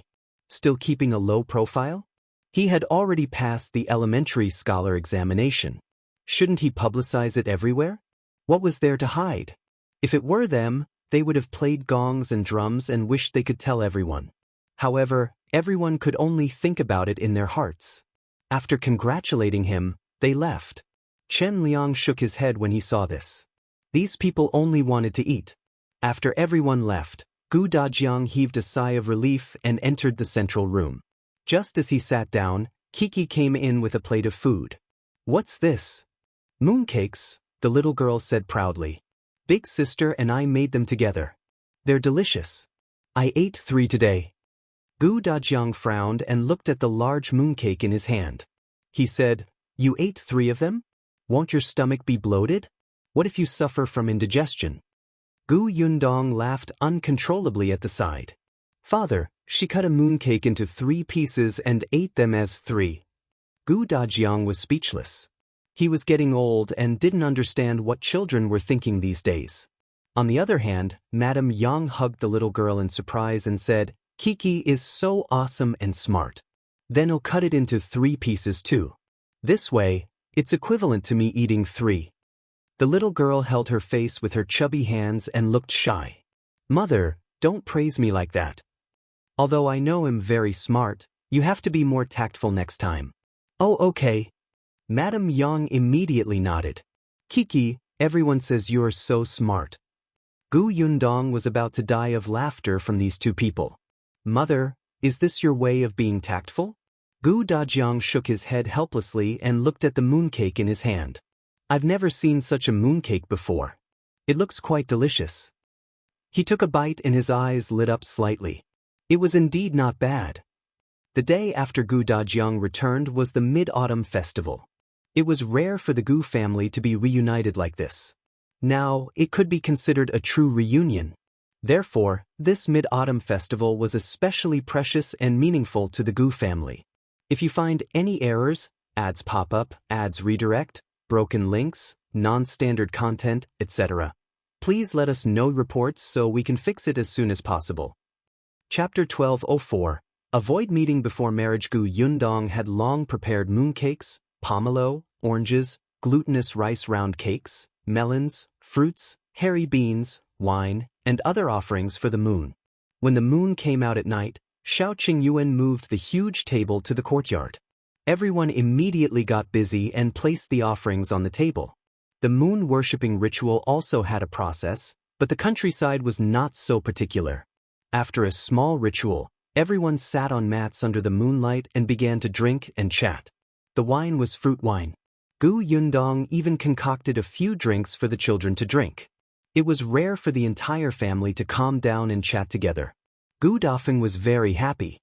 He took a sip of fruit wine and said, In the past, I was always busy earning money. I never thought that there would be such a day. Gu Yundong turned to look at her. How's eldest aunt's business recently?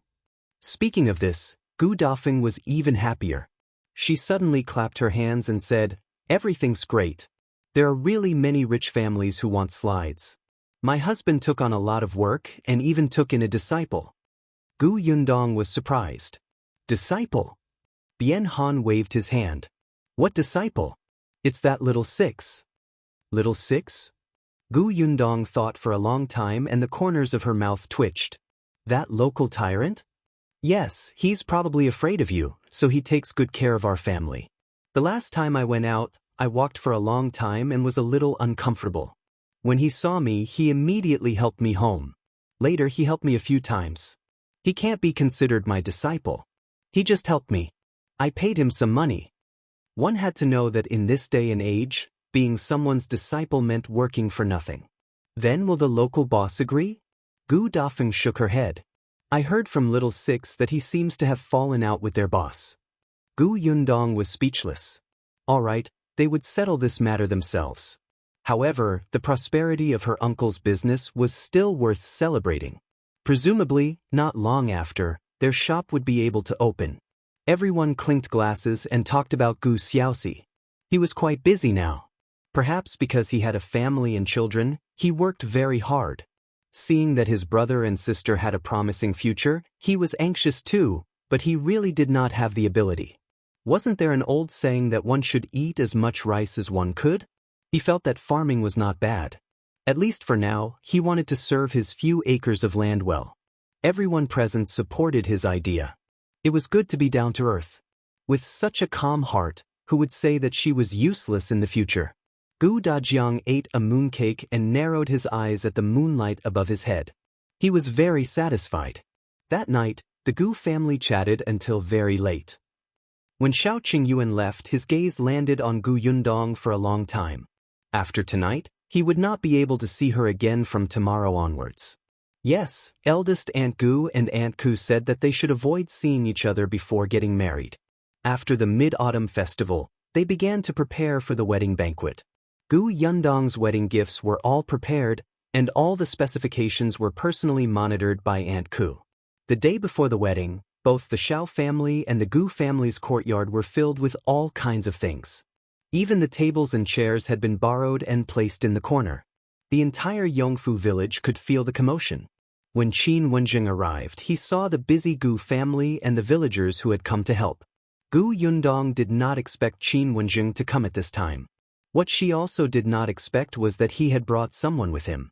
If you find any errors, ads pop up, ads redirect, broken links, non-standard content, etc., please let us know reports so we can fix it as soon as possible. Chapter 1205. The Tao family changed owner. Gu Yundong was stunned. She looked at Qin Wenzheng and then at the people behind him. The person behind Qin Wenzheng smiled at her and scratched his head. Gu Yundong was familiar with his expression. Sister Gu, so this is your home? It's so big and spectacular. Gu Yundong suddenly came back to her senses. Qin Shu? Why are you here? Qin Shu looked at Qin Wenzheng. Mr. Qin brought me here. He said that you live here and that you and brother Xiao are getting married tomorrow, so I wanted to come and take a look. Gu Yundong quickly stepped aside. Come in first. Let's talk inside. Qin Shu let out a sigh and walked inside happily. Along the way, he looked around the Gu family's large house. He was still as curious as the young man who had just walked out of Qinan village. When he saw Gu Dajiang and the others along the way, he immediately greeted them obediently. The others were also quite curious about Qin Shu. They looked up and sized him up. Qin Shu immediately felt embarrassed. It was not until the three of them reached the study that he slowly exhaled. Gu Yundong poured him a cup of sugar water. Qin Shu took a sip slowly and his eyes widened in joy. It's delicious. Gu Yundong smiled. This is made with white sugar. If you like it, I'll give you a packet later. Qin Shu did not know in the past. Later on, when he was on the mountain, he had more or less heard that white sugar was a precious thing. He immediately shook his head. When he lowered his head to drink tea, he began to take small sips. Gu Yundong laughed and looked up at Qin Wenzheng. Isn't Qin Shu on the mountain? Why did you bring him here? Qin Wenzheng also took a sip of tea. After a moment, he said, the Tao family has changed owners. Gu Yundong was stunned. Then her eyes lit up. Tao Feng and Tao Yan pushed Master Tao out? Yes. Qin Wenzheng nodded. My original intention was to use Master Tao's accident to lure out the person behind him. Things were indeed progressing very smoothly. Just as Master Tao was about to be replaced by his two sons, someone helped him from behind. Unfortunately, with me around, Tao Feng and Tao Yan were naturally prepared. Even if Master Tao had someone to help him, he only struggled a little. That person saw that Master Tao was in a hopeless situation and directly treated him as an abandoned pawn to silence him. Gu Yundong was stunned. Master Tao is dead? Yes, he was poisoned to death. That person was probably angry that Tao Feng and Tao Yen had ruined his plans and wanted to pin the crime of angering Master Tao to death on the two of them. Therefore, Master Tao vomited blood when he quarreled with Tao Feng and died on the spot. Fortunately, Tao Feng and Tao Yen were prepared. They immediately found a doctor to treat him and confirmed that Master Tao had been poisoned to death. But who was the murderer? It was still an unsolved case. It was just stored in the government's records. As for Tao Xing, he didn't have much of a future in the first place. He only did this because Master Tao doted on him. Now that Master Tao was dead, old Madame Tao was sick in bed from anger, and Madame Tao had been sent to prison because she had killed the late wife many years ago. Tao Xing did not even have the courage to avenge his parents in the face of the two brothers, who were united and aggressive. Tao Feng sent him straight to the villa and let him guard a small dilapidated villa for the rest of his life. The Tao family's matter ended, and the mastermind who killed Master Tao fell into Qin Wenzheng's eyes. Qin Wenzheng chased the guy all the way into the mountain. If you find any errors, ads pop up, ads redirect, broken links, non-standard content, etc., please let us know reports so we can fix it as soon as possible. Chapter 1206. Qin Wenzheng is leaving. However, that person disappeared after entering the mountain. If not for Qin Shu's help, I'm afraid we would have returned empty-handed this time. As Qin Wenzheng spoke, he looked at Qin Shu, who was eating pastries curiously. The latter immediately retracted his hand, feeling extremely embarrassed. Gu Yundong quickly pushed the plate in front of him. Eat them. I specially brought them over for you to eat. If you refuse them, you won't be treating me as your sister. Qin Shu hurriedly grabbed two and stuffed them into his mouth.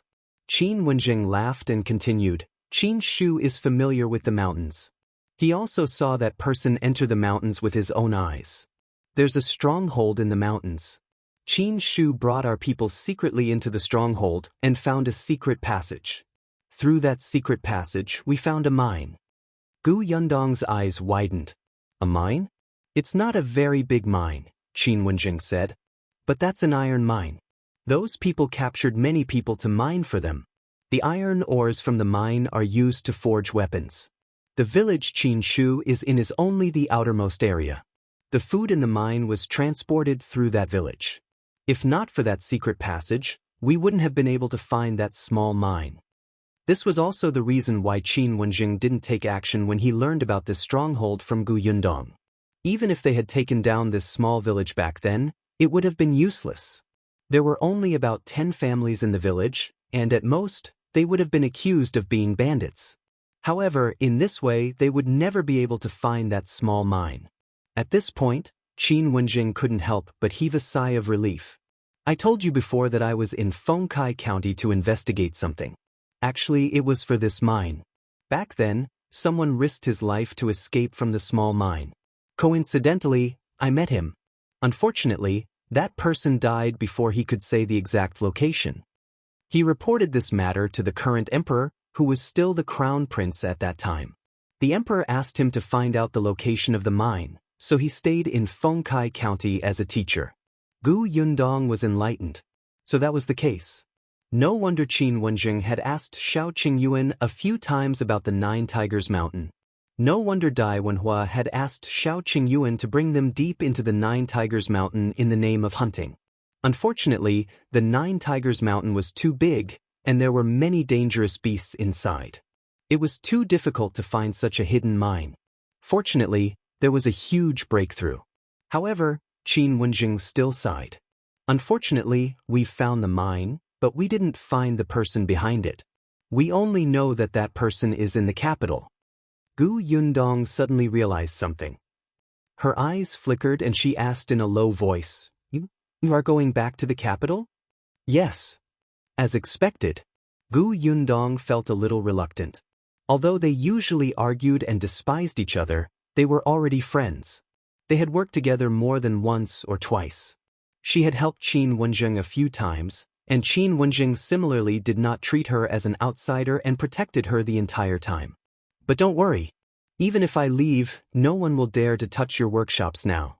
Not to mention anything else, the few big families in the county have a good relationship with you.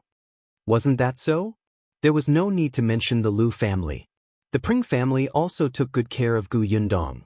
Without Master Tao in charge of the Tao family, they were also very friendly to Gu Yundong. The Zhang family was even directly destroyed. The new pastry shop in the county had already formed a cooperative relationship with Gu Yundong. If you find any errors, ads pop up, ads redirect, broken links, non-standard content, etc., please let us know reports so we can fix it as soon as possible. Chapter 1207. Bring Qin Shu along. Speaking of which, Qin Wenjing had never seen a small workshop with such connections. Moreover, Gu Yundong and Xiao Qingyuan were not easy to bully. Therefore, there was nothing to worry about when Qin Wenjing left this time. Gu Yundong sighed inwardly and asked in a low voice, "When are you leaving?" "I will leave after you get married. The emperor has already issued a decree to urge me to return to the capital. As for my students, they are still studying in the school for the time being. Mr. Fan is still around, but the school won't be open at the end of the year. I will arrange for other students to go to Dongyi Academy. I've already spoken to the dean there. As for Yunshu and Yuanji, I still have to ask for your opinions." Yes, this was also a problem. Gu Yundong frowned. "There's no hurry. I'll discuss it with father and the others later." "All right." Qin Wenjing nodded. He suddenly glanced at Qin Shu and said, "There's one more thing. I plan to bring Qin Shu with me to the capital." Gu Yundong was stunned and turned to look at Qin Shu. Qin Shu was so shocked that he forgot to eat his pastries. His mouth was full and his face was filled with shock. Obviously, he did not know about it before. Seeing that the two people in the study were looking at him, Qin Shu hurriedly wiped the corners of his mouth and swallowed the pastry. He stammered, "Mr. Qin, what did you say? You want to take me to the capital?" "Oh my God, that was the capital. Uncle Village Chief had said that it was under the emperor's feet. It was the most prosperous and desirable place in the Dajin country. He had never even been to the county city before. Now, he could go to the capital?" Qin Shu blinked. After a while, he suddenly shook his head and said, "No, I promised Sister Gu that I would follow her to see the world in the future." Qin Wenjing looked at Gu Yundong, who was deep in thought. To be honest, with Qin Shu's personality, he was actually not suitable to go to a complicated territory like the capital. Over there, not to mention Qin Shu, even Qin Wenjing had to be careful not to make a mistake. The people Qin Shu had interacted with in the past were very simple. The most complicated ones were the people in the village. They might have grown a little these days, but the waters in the capital were too deep. However, a person like Qin Wenjing could learn a lot of skills by his side. It was also a huge benefit to Qin Shu. After a pause, she looked at Qin Shu and asked, "Then do you want to go to the capital? Do you want to stay by Mr. Qin's side?" Qin Shu was stunned. Did he want to? Should he say yes or no? Qin Shu glanced at Qin Wenjing. Actually, this Mr. Qin was very powerful. Back on the mountain, he had personally seen Mr. Qin calmly commanding others. He had watched as the man faced the leader of the mine with a sword without changing his expression. Mr. Qin seemed to be very powerful, 100 times more powerful than anyone he had ever seen. Qin Shu wanted to follow him. He wanted to learn from him. All right, Gu Yundong did not need him to answer. Just by looking at his eyes, she could tell what he was thinking. After all, this person really did not know how to hide himself. All right, then you can follow Mr. Qin. From now on, you should learn more and talk less, okay? Watch more, learn more, and speak less. These words would accompany Qin Shu's growth in the future, causing him to be pulled back a few times before making mistakes. Qin Shu nodded vigorously. This matter was settled just like that. If you find any errors, ads pop up, ads redirect, broken links, non-standard content, etc., please let us know reports so we can fix it as soon as possible. Chapter 1208. Big Day. Qin Wenjing told her not to worry. It was not to the extent that he could not even protect Qin Shu. He has made a contribution this time. It's not too much to ask the emperor for a reward. Although Qin Shu has little contact with outsiders, he's sincere. He's actually quite smart. If he's taught well, his future will definitely not be bad. Gu Yundong nodded. Wasn't she thinking the same? However, when he left home, he did not inform the chief of his village. Although I got someone to send a letter to Qinan village later, it's best for Qin Shu to go back and say goodbye before he goes to the capital, lest they worry. Upon hearing this, Qin Shu immediately stopped drinking tea. He lowered his head slightly and blamed himself. It's all my fault. Qin Wenzheng agreed. After we finish your wedding banquet tomorrow, let him go back.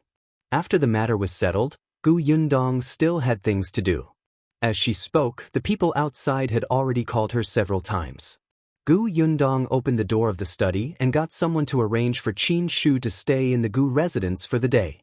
Qin Wenzheng left first.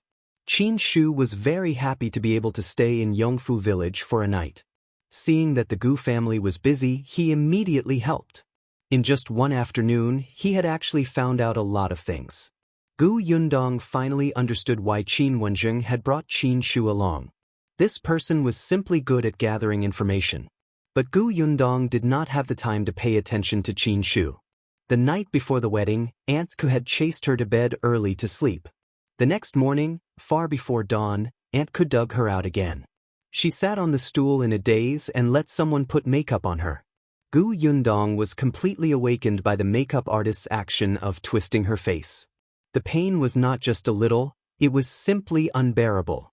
However, Aunt Ku and eldest Aunt Gu were pressing on her shoulders, as if they were afraid that she would stand up and kick the makeup artist over. Just endure it. Every bride will have to go through this. Look, after your face is twisted, your appearance will immediately change. Your entire face will be smooth. Gu Yundong was about to cry. Is that so? She raised her hand to touch it, but Aunt Ku slapped her away. Gu Yundong was extremely aggrieved.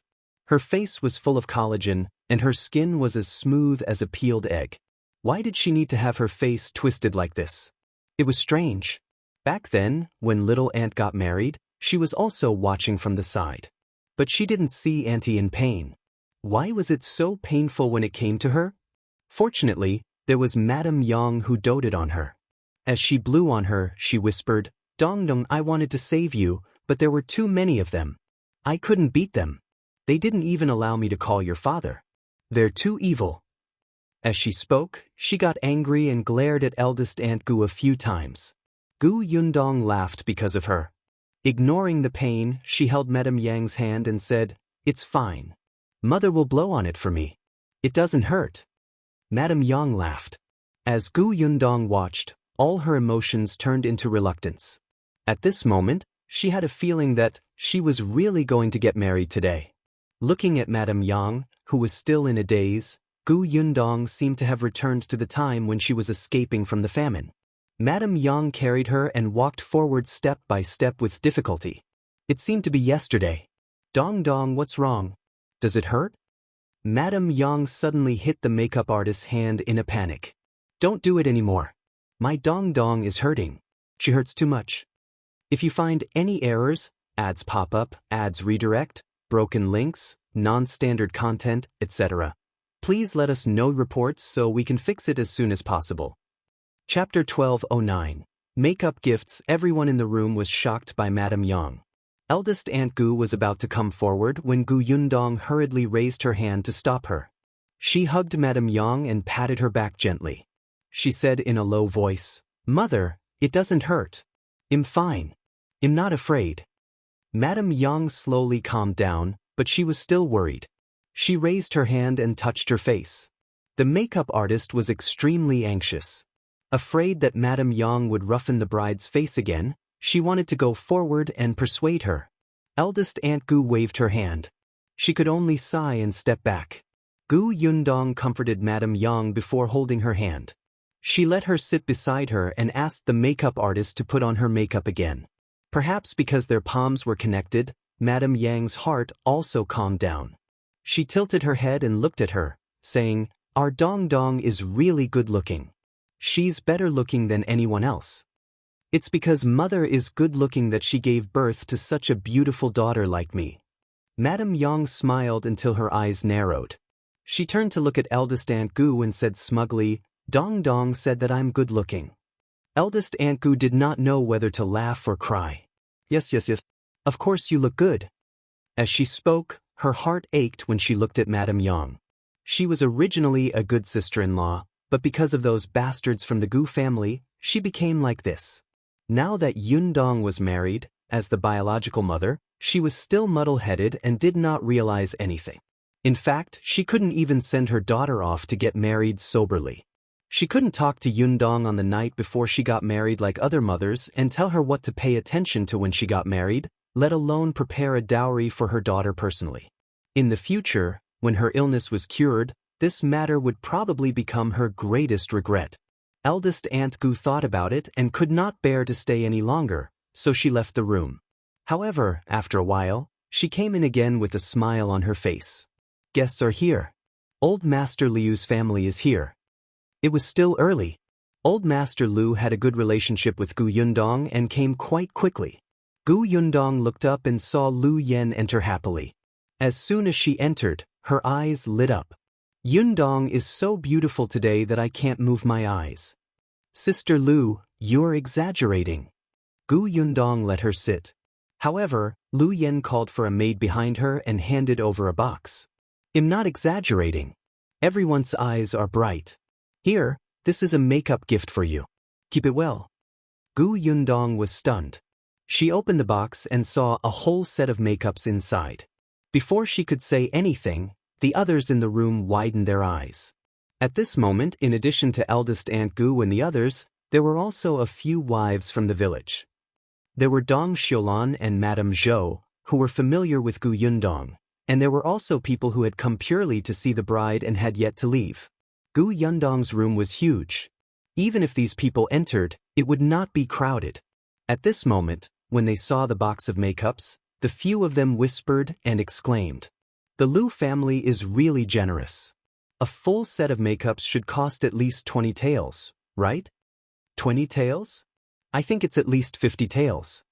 The Liu family is indeed a rich family in our county. If you give me those makeups, it'll go crazy." Madame Zhou wiped her face. These ignorant people were saying this in front of Miss Liu. Wasn't it embarrassing? She frowned and pulled those women out. All right. You've seen the bride. There are so many people here. Don't stay here. Go outside and help. If you find any errors, ads pop up, ads redirect, broken links, non-standard content, etc., please let us know reports so we can fix it as soon as possible. Chapter 12:10. Everyone is here. After they left, Gu Yundong shook her head and said to Lu Yen, "It's too expensive." Lu Yen sat beside her and said softly, "It's not expensive. If it weren't for the fact that he was afraid that you wouldn't accept it, my father would have prepared a few more sets. This is a token of our family's appreciation. It's to thank you for letting that silly brother of mine not be tricked by the Zhang family. No matter what, you have to accept it." Since she had said so, Gu Yundong could not say anything else and nodded. Only then did Lu Yen smile. She knew about the Zhang family's matters. At this moment, she couldn't help but sigh that fools were blessed. Although her brother wasn't very promising, he had a good friend. She chatted with Gu Yundong for a while before leaving. After a while, Gu Yundong heard the Tao family's voice again. Then, Qin Wenzheng and his wife came over. Madame Gu also came to see her and gave her some makeup gifts. Unexpectedly, just as she left, Tong Shuitao came over to say that young master and young madam of the Peng family had arrived. Gu Yundong was stunned. She had indeed sent an invitation to Peng Zhongfei when she got married. After all, they were friends. She had to give him an invitation. However, she felt that with Peng Zhongfei's attitude of avoiding her, he probably wouldn't come. He would most likely find an excuse to reject her. She did not expect him to really come. Not only did she come, but she also brought Madame Yao with her. Gu Yundong's forehead twitched slightly. She did not like Madame Yao at all. Whenever she thought of her, she would think of Gu Xian'er. However, thinking of the devil. Madame Yao came in after a while. At this moment, other than Madame Yang and the makeup artist, everyone else had gone out. Aunt Ku and Gu Dafeng went out to entertain the guests, while Madame Zhou and Dong Xiulan went to Xiao Qingyuan's house to help. Shen Sidian went to chat with Madame Lu and Madame Gu. Therefore, after Madame Yao entered, the corners of her lips curled up slightly. Gu Yundong narrowed her eyes. Oh, why did this woman look like she had ill intentions? Madame Yao also had a box in her hand, which was naturally not as big as the one Lu Yen had brought. She placed the box on the table and said with a smile, "Congratulations on Sister Yundong's wedding. This is my makeup gift. I hope you like it." The box was opened. There was a pearl necklace. The pearls were quite big. Gu Yundong smiled. "Thank you." Madame Yao did not leave. She sat opposite Gu Yundong and looked up at the makeup artist behind her. "Can you excuse us for a while? I have some private words to say to Sister Yundong."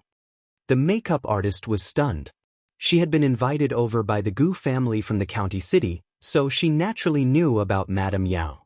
Hearing her request, the makeup artist could not help but look down at Gu Yundong. Gu Yundong nodded. "Go out and eat something first. You've worked hard today." "All right, then call me if you need anything, Miss Gu." The makeup artist tidied up the dressing table slightly and glanced at Madame Yao. With a trace of suspicion in her heart, she walked out of the room. Madame Yao's maidservants stood guard at the door, as if this was their territory. Gu Yundong found it funny. When she faced Madame Yao again, her eyes turned cold. "Young Madame Peng, what do you have to say to me?" Madame Yao glanced at Madame Yang. She knew that Madame Yang was not smart, so she did not care. In front of her, Madame Yao said bluntly, "Miss Gus' wedding today is supposed to be something to be happy about. I'm just a little curious. Why didn't Miss Gu invite your cousin over to the wedding banquet? If you find any errors, ads pop up, ads redirect, broken links, non-standard content, etc., please let us know reports so we can fix it as soon as possible." Chapter 12:11. Gu Yundong's threat. Madame Yao really hated Gu Yundong. If not for her, Gu Xiener would not have become Peng Zhongfei's concubine. Although Peng Zhongfei didn't like her, it was enough to disgust Madame Yao. Moreover, ever since that incident, Peng Zhongfei had been very impatient with her. Other than bringing her out on necessary occasions to give her some face, he almost never stepped into her room. She was not as useful as concubine Xia in the Peng residence these days. Madame Yao was so angry that she fought with concubine Xia. But deep in her heart, she hated Gu Yundong as much. Initially, she would have suppressed this hatred. After all, it was rare for her husband to bring her out. If she dared to cause trouble, her life would probably be even worse in the future. But today was Gu Yundong's wedding day. She looked extremely beautiful and blissful. Gu Yundong was so blissful that it hurt her eyes. In the end, Madame Yao couldn't suppress the resentment in her heart and wanted to cut a crack on such a big day. Hence, she deliberately mentioned Gu Xiener as if she was trying to disgust Gu Yundong. However, Gu Yundong looked at her strangely. "Gu Xiener? She's not here anymore. Where can I invite her?"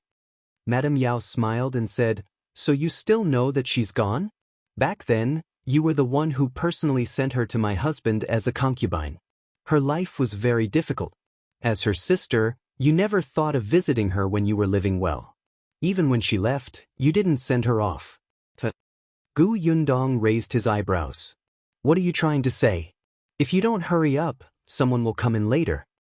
Madame Yao was a little angry, but she quickly smiled. "There's nothing to say. I'm just a little curious. Does your father know about this? Does he know that his biological niece was sent to another man's bed by his biological daughter? Does he know that his biological niece lost her life in this unfamiliar place? Does he know that no one collected his biological niece's corpse?" Saying all this on Gu Yundong's wedding day was clearly to cause trouble. Seeing that she did not look good, Madame Yao immediately felt better. "By the way, I heard that your father just became an elementary scholar. Do you think it will affect your father's career if news of this spreads?" Madame Yang could not understand these words, but she could feel Madame Yao's malice. She immediately stepped up and stood in front of Gu Yundong. She frowned and said, "What are you talking about? Our Dong Dong is very busy and doesn't have time to talk with you. If you're done, leave quickly. Otherwise, I won't be polite." Madame Yao glanced at her and sneered. She ignored her and only looked at Gu Yundong. Gu Yundong pulled Madame Yang to the side and sat her down. After comforting her, she looked at Madame Yao. What do you plan to do? What do you think? Gu Yundong smiled and said, Do you want my father to think that I'm a ruthless daughter who doesn't care about her cousin? Or do you want to ruin my father's reputation? Madame Yao, you can try, but I promise that if you do this today, you will definitely be kicked out of the Peng family tomorrow and be abandoned. You will live a miserable life for the rest of your life. Madame Yao suddenly tightened her grip, wishing she could pounce on her and bite her. You make it sound like the Peng family will listen to you. Don't you think too highly of yourself? Even if my husband is on good terms with you, the old master and old madam of the Peng family won't allow him to divorce his wife and become enemies with my family. If you find any errors, ads pop up, ads redirect, broken links, non-standard content, etc., please let us know reports so we can fix it as soon as possible. Chapter 12:12. The groom is here. As soon as Madame Yao finished speaking, Tong Shuetao's voice came from outside the door. Miss, the prefecture magistrate's wife, the prefecture magistrate's son, and Miss Nia are all here. Madame Yao froze. What did she just hear? The wife of the prefecture magistrate? The son of the prefecture magistrate? She looked at Gu Yundong in shock. Gu Yundong smiled and said, Did you hear that? Do you still think that the Peng family will not divorce you? Or do you think that your maternal family will dare to bring you back after you are divorced? Madame Yao suddenly stood up and looked at Gu Yundong in disbelief. That's impossible. Do you know the prefecture magistrate's wife? But she was just a little girl who had escaped from the famine. Even if she had some means and could earn some money, how could she know these influential people? Moreover, the prefecture magistrate's wife came to attend her wedding in person? Gu Yundong smiled. You have been in the residence for too long. She had been busy fighting with concubine Xia all day long and did not even know that the world outside had changed. How sad. Madame Yao did not believe it. She wanted to take a look personally. However, before she could turn around, Tong Shuetao had already led Madame Dai and Ye Shuang in. When Madame Yao's maidservant saw them, she did not dare to stop them and shrank to the side. As soon as Madame Dai entered, she held Gu Yundong's hand affectionately and said, I'm late. It's all Wenwo's fault. He stayed in the county yesterday. When he woke up in the morning, he insisted on going to the wonton shop in the east of the city to eat wontons. He said that he had eaten once last time and even wanted to drag us along. Gu Yundong smiled and said, It's not too late. It's not the auspicious time yet. I already told you to stay in my house yesterday, but you had to stay in the county city. How inconvenient. It's too troublesome for a bunch of people like us to stay in your house. It's fine to stay in an inn. Last time, I went to your house and walked around Yongfu village. I hadn't seen much of the county city yet, so I could take this time to stroll around. There were more than 3 people when Madame Dai and the others went out. There were also more than 10 maidservants, old women, guards, and coachmen. Nye Shuang nodded. That's right. The county city is quite fun. Madame Dai hurriedly brought her gifts over. She had given the bride a pair of jade bracelets. One look and everybody could tell that they were of very good quality. They must be very expensive. Nye Shuang had given the bride a hairpin. According to her, she had bought it when she went back to the capital last time. She had liked it at first glance and felt that it was especially compatible with Gu Yundong. She had brought it back and was waiting to use it today. She also brought a pair of earrings that Miss Bao had given her. Miss Bao had something to do at home, so she did not attend her marriage. The room was filled with laughter. It was obvious that they were very close. Madame Yao, who had already retreated to a corner, felt her entire body turn cold. She had seen Madame Dai before. It was definitely Madame Dai. There was also Miss Nye. In the prefecture capital's Nye residence, she was someone the Peng family did not dare to reach. They actually had such a good relationship with Gu Yundong? How was that possible? If Gu Yundong's backer was them, then the Peng family might really abandon her. Gu Yundong took the time to glance at Madame Yao. Madame Yao's expression changed drastically and she suddenly lowered her head. Gu Yundong knew that she would not dare to cause trouble again.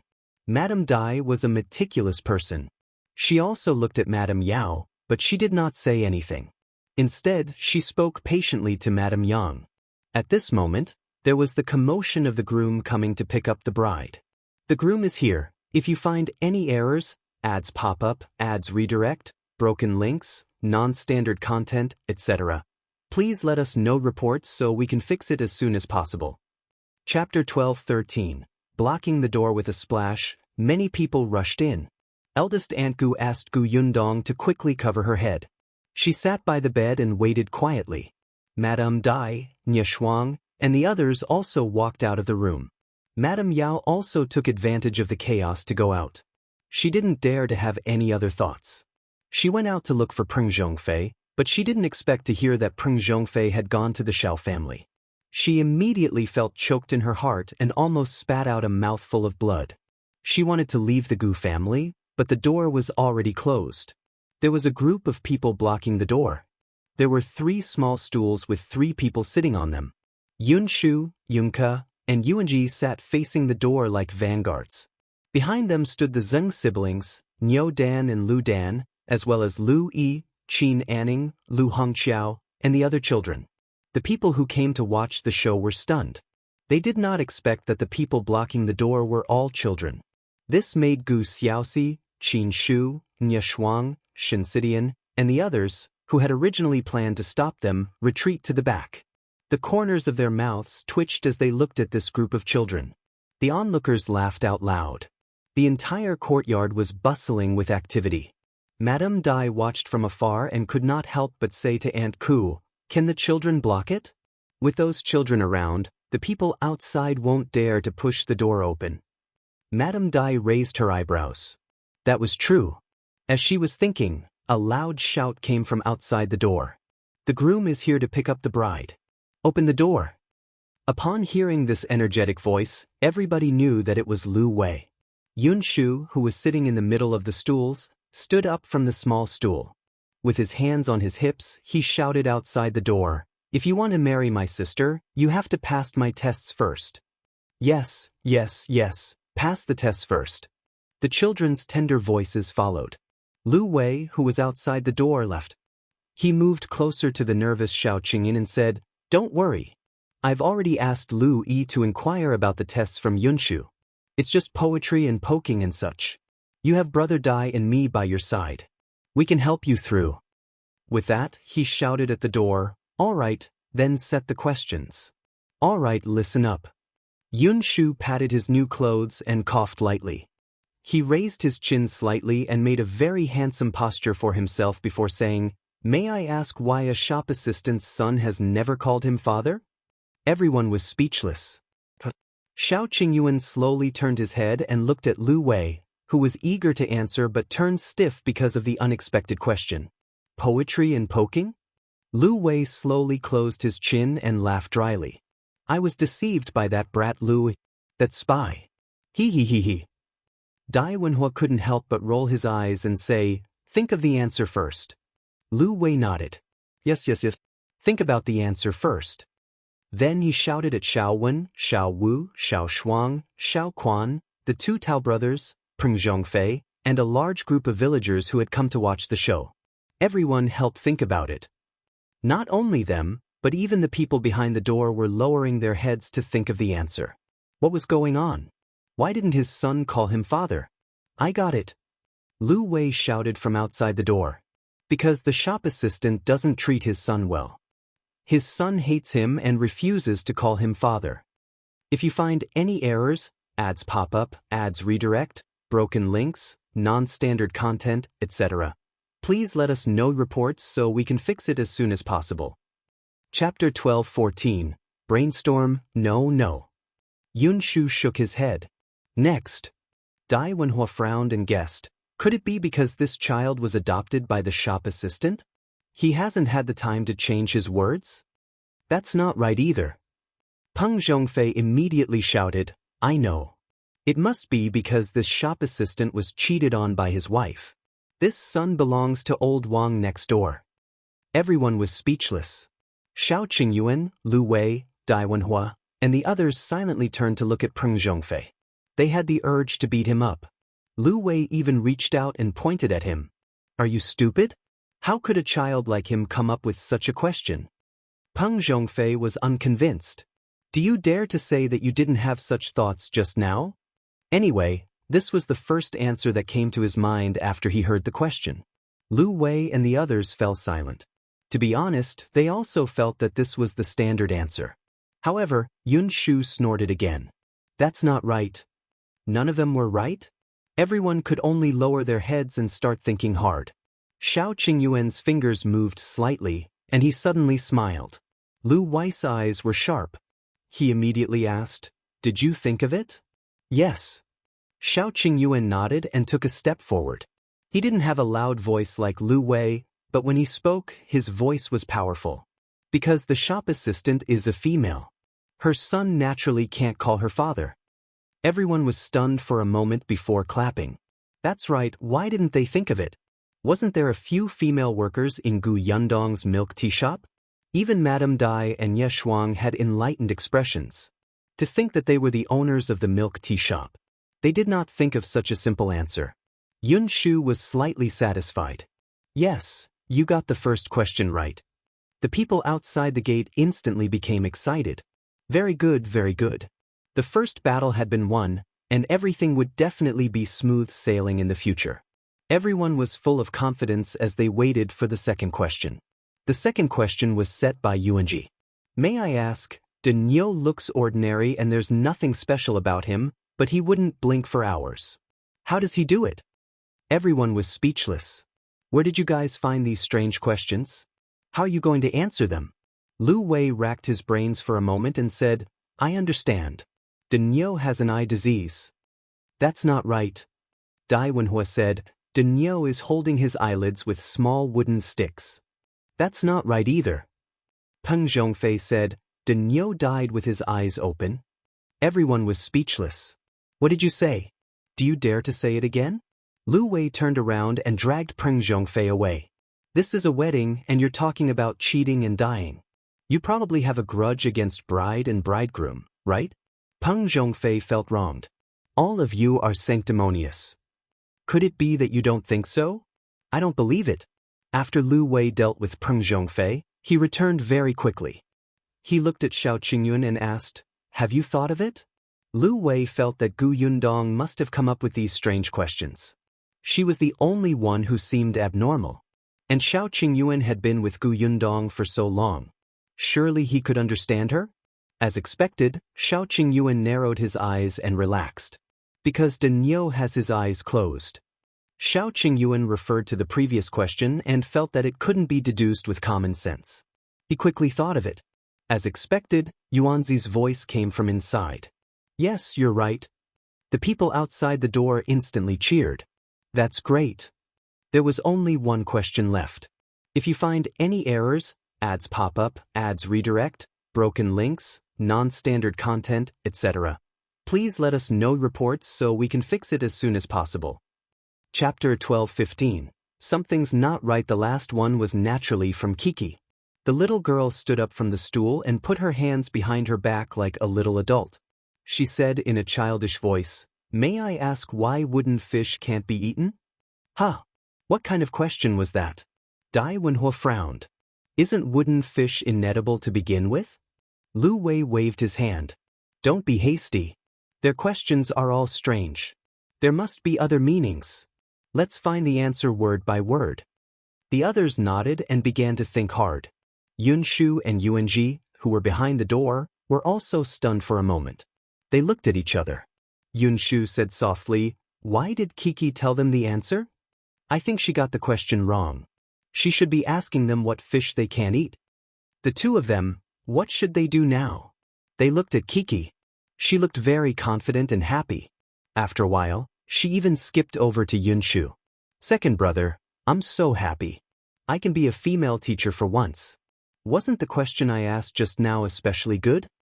Yun Shu's face instantly turned serious. He patted the little girl's head and nodded firmly. Yes, Kiki is especially good. That question just now was very good. Yuanji also nodded. Look, there's no movement outside. Everyone is stumped by you. The little girl was even happier. She patted her small chest. That's right. Your questions are too simple. Sure enough, you still have to rely on me. The two brothers nodded vigorously. After the little girl turned her head, they whispered, "What should we do? If cousin-in-law can't answer, my cousin won't be able to get married." It's fine. My brother-in-law will definitely think of a way. That being said, there was no sound coming from outside. They were very anxious. Lu Wei, who was at the door, was also anxious. He asked Xiao Qingyuan in a low voice, "Have you thought of it?" Xiao Qingyuan frowned. "I don't think this question is right." Damn, none of the three questions they came up with were right? Xiao Qingyuan still felt that something was wrong. It was getting late, and he really couldn't find the direction. After a pause, he could only carry out Plan B. He gave Dai Wenhua a look. The latter immediately walked to the side and looked at the high wall in front of him. Although the wall was quite high, it was not a problem for him. Therefore, he jumped up and stepped on the wall to climb up. On the other side of the door, Lu Wei also stuck out his butt and said through the gap in the door, "Kiki, we really can't think of anything. How about this? How about we give you red packets?" Kiki was about to shake her head. They had already figured out the answers to the questions, so they had to think of her questions. However, when the villagers in the courtyard heard about the red packet, they seemed to be on steroids and shouted, "Hurry, hurry, hurry. If you can't figure out the answer, give us the red packets." Seeing that Kiki was unhappy, Yunshu quickly rushed forward and whispered to her, "Your questions are too difficult. Let's let them compensate us with red packets. If it's too late, we'll miss the auspicious time." The little girl pouted and hesitated for a long time before nodding. "All right." Lu Wei immediately became happy. He reached out and took red packets from the cloth bag he carried with him and stuffed them through the gap of the door one by one. A group of children ran to the door and snatched them. Even some thick-skinned adults squeezed over and instantly pushed the children to the side. If you find any errors, ads pop up, ads redirect, broken links, non-standard content, etc., please let us know reports so we can fix it as soon as possible. Chapter 12:16. Yundong, are you willing to marry me? When Xiao Qingyuan heard the commotion, he frowned and looked up at the wall. Dai Wenhua also had a cloth bag hanging from his waist. He grabbed a handful of red packets from it and scattered them in the courtyard. "Let's grab the red packets here." As soon as he finished speaking, everyone saw the rain of red packets falling. Compared to snatching red packets from under the door, of course, there were more scattered in the courtyard. The crowd dispersed. The adults had gone to the courtyard. Even the children had gone. Lu Wei chuckled and said to Kiki and the others at the door, "Don't worry, I'm giving you big red packets. Those are not even as big as yours. Hurry up and put them away." Kiki's eyes lit up. She hurriedly nodded and placed the red packets into her small bag. Then she waved her small hand domineeringly and said to her brother, "All right, open the door. Let them in." Yunshu and Yuanji were speechless. "Aren't you too easily bribed?" However, she was not the only one who was bribed. Soon, two adults ran over and removed the bolt. Then they carried the three children and stood to the side. As soon as the door opened, the people outside instantly rushed in. Yunshu and Yuanji were dumbfounded. Could it be like this? Xiao Qingyuan walked in elegantly in a red wedding suit. His usually indifferent face was filled with joy, and there was a smile at the corners of his eyes. As soon as he entered, he reached out and rubbed the children's heads. He took out 3 big red packets from his sleeve and placed them in their hands. After the 3 children accepted the red packets, Xiao Qingyuan strode towards the new house. The sound of firecrackers could be heard outside the door. Along the way, someone shouted, "The groom is here. Hurry up, the groom is here." Gu Yundong, who had been sitting in the room and listening to the commotion outside, suddenly felt her heart beating rapidly. Her fingers subconsciously tightened around the wedding dress. Gu Dafeng quickly reached out to pull her and said softly, "Calm down." She couldn't calm down. Xiao Qingyuan entered and saw the person sitting on the edge of the bed. She was wearing a bright red wedding dress and had a red veil over her head. She sat there obediently like a painting. Xiao Qingyuan's throat instantly became dry. He swallowed hard before slowly taking a step forward. Many people in the room were talking. There were Madame Yang's eldest Aunt Gus, the bridesmaids, and others who followed in and asked for red packets. Xiao Qingyuan did not seem to hear these voices. He walked towards Gu Yundong step by step. When he reached the front, he suddenly squatted down. The room instantly fell silent as everyone turned to look at them. After a while, Xiao Qingyuan asked in a low voice, "Yundong, I'm here to marry you today because I love you. In the future, I'll definitely treat you wholeheartedly and have no second thoughts. You'll be the only one in my life. No matter what happens in the future, I'll share blessings and difficulties with you. I won't leave you. From now on, you'll be in charge of the family. You'll control the family assets. When we have children, we'll educate them together. In that case, are you willing to marry me?" Everyone looked at him in shock. This matter was already set in stone, but Xiao Qingyuan still made such an oath. Everyone present was shocked. Gu Yundong did not expect him to say such words. Her eyes turned hot. After a while, she nodded slowly. Xiao Qingyuan's nervousness was instantly appeased. The smile on his face widened before he stood up. "If you find any errors, ads pop up, ads redirect, broken links, non-standard content, etc., please let us know reports so we can fix it as soon as possible." Chapter 12:17. Entering the bridal chamber, Gu Yundong was helped up by the bridesmaid and Tong Shuitao and left the house. When the group arrived at the central room, Gu Dajiang and Madame Yang were already sitting in the middle. Gu Yundong couldn't see their expressions, but she knew that Gu Dajiang must be filled with reluctance. "Yundong." Gu Dajiang stood up and walked in front of her. He looked at his daughter and instantly choked. In the end, he still couldn't bear to part with her. Even though the place she was going to was just next door, it was still different. Gu Dafeng patted him. Gu Dajiang took a deep breath and gritted his teeth. "From now on, you're the daughter-in-law of the Xiao family. You're Qingyuan's wife. If you suffer, come back. I'll stand up for you." "You?" Gu Dafeng tugged at him. "What are you talking about?" Gu Dajiang paused and took another breath before continuing. "Qingyuan is a good person. He's quite good. He's good at both liberal and martial arts and is decisive in his actions. Father hopes that the two of you will be harmonious in the future. You will love and respect each other. You have to be considerate when you encounter things. You'll grow old together, understand?" Gu Yundong's eyes stung even more. After a while, she hummed softly. "Father, I know." Gu Dajiang looked at Xiao Qingyuan.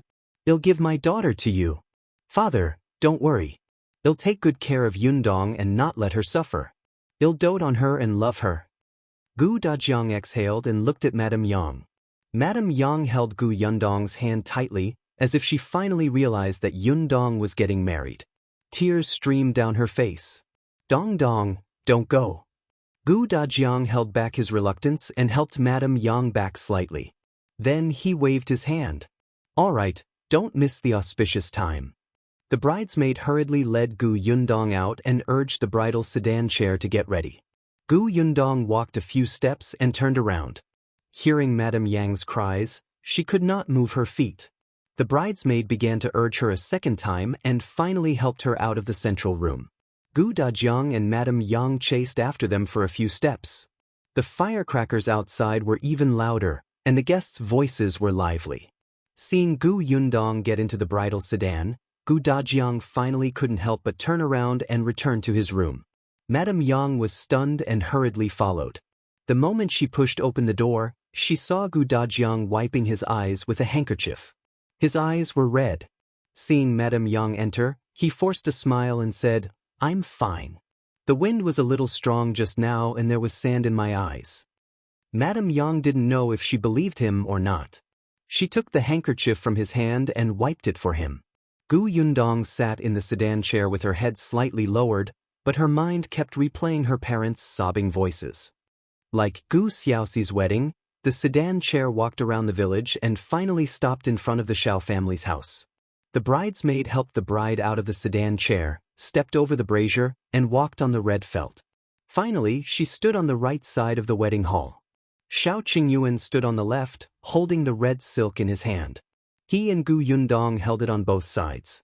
When no one was paying attention, Xiao Qingyuan gently squeezed Gu Yundong's hand. Gu Yundong wanted to glare at him, but there was a red veil in front of her face. Suddenly, she heard the host's voice. One bow to heaven and earth. The bridesmaid supported her and guided her to turn around. Second bow to the parents. Xiao Qingyuan's parents weren't around either, so they continued to bow outside. Third bow to each other. Send them to the bridal chamber. As soon as the host finished speaking, Xiao Qingyuan couldn't stop smiling. His palms that were holding the red silk were covered in sweat. If you find any errors, ads pop up, ads redirect, broken links, non-standard content, etc., please let us know reports so we can fix it as soon as possible. Chapter 12:18 Consummation Wine. After entering the new room, Gu Yundong was led to the wedding bed. She heard the shouts of the crowd. The veil is to be removed. The groom quickly removed the veil. A scale was immediately stuffed into Xiao Qingyuan's hand. He grabbed the scale and was extremely nervous. The bridesmaids' congratulations and urging sounded in his ears. Someone pushed him. Xiao Qingyuan suddenly took a step forward and stood in front of Gu Yundong. He slowly took a deep breath and placed the scale under her veil. After a while, he gently pulled it away. Gu Yundong looked up. At that moment, Xiao Qingyuan felt that his breathing had stopped. Someone beside him exclaimed, "Wow, the bride is so beautiful." Yes, she was so beautiful. Xiao Qingyuan had never seen such a beautiful Gu Yundong. He felt that his throat was extremely dry and itchy. When the people standing in the room saw this, they could not help but cover their mouths and laugh. The bridesmaid even pulled him and asked him to sit with Gu Yundong. Xiao Qingyuan looked at her intently until there was a glass of wine in his hand. Gu Yundong laughed. Why did he become so silly? This is consummation wine, the bridesmaid said with a smile. Drink this consummation wine and wish the bride and groom a long and happy marriage. Xiao Qingyuan suddenly came back to his senses and looked at the wine in his glass. The corners of his lips curled up. Gu Yundong's arms circled around his. The two of them looked up and finished the wine in their glasses. All right. May the bride and groom live happily ever after. Unity of heart and a life of harmony. The blessings came one after another. There were so many people in the room that it was impossible to tell who had said it. Dai Wenhua was smart. The cloth bag hanging on his waist was still there. He would give a red packet to anyone who said anything. For a moment, the atmosphere in the room became even more enthusiastic. Xiao Qingyuan secretly heaved a sigh of relief. Just as he was about to say a few words to Gu Yundong, he did not expect Lu Wei to suddenly pull him up. All right. They've already drunk the cross-cupped wine. Let's go outside and drink. Xiao Qingyuan only had time to glance at Gu Yundong before he was pulled out by Lu Wei. As the two houses were close and the people invited knew each other, the courtyard was filled with tables, be it the Gu family or the Xiao family. Almost all the villagers of Yongfu village were here. Everyone was already eating at the table. Xiao Qingyuan was brought to the main table by Lu Wei, who forced him to eat 2 mouthfuls of food before toasting him. He had already planned this. When Gu Xiaoxi got married, because Chang Yaya was pregnant, it was not good to get him too drunk. However, it was different now. Gu Yundong was healthy and had high martial arts skills. It did not matter even if Xiao Qingyuan was drunk. Gu Yundong would definitely be able to handle it. Lu Wei expressed that he was fearless. He waved at Xiaowen. Bring me a jar of wine. All right. Xiaowen turned around excitedly. After a while, he and Xiao Wu each brought back a jar of wine. Lu Wei chuckled at Xiao Qingyuan.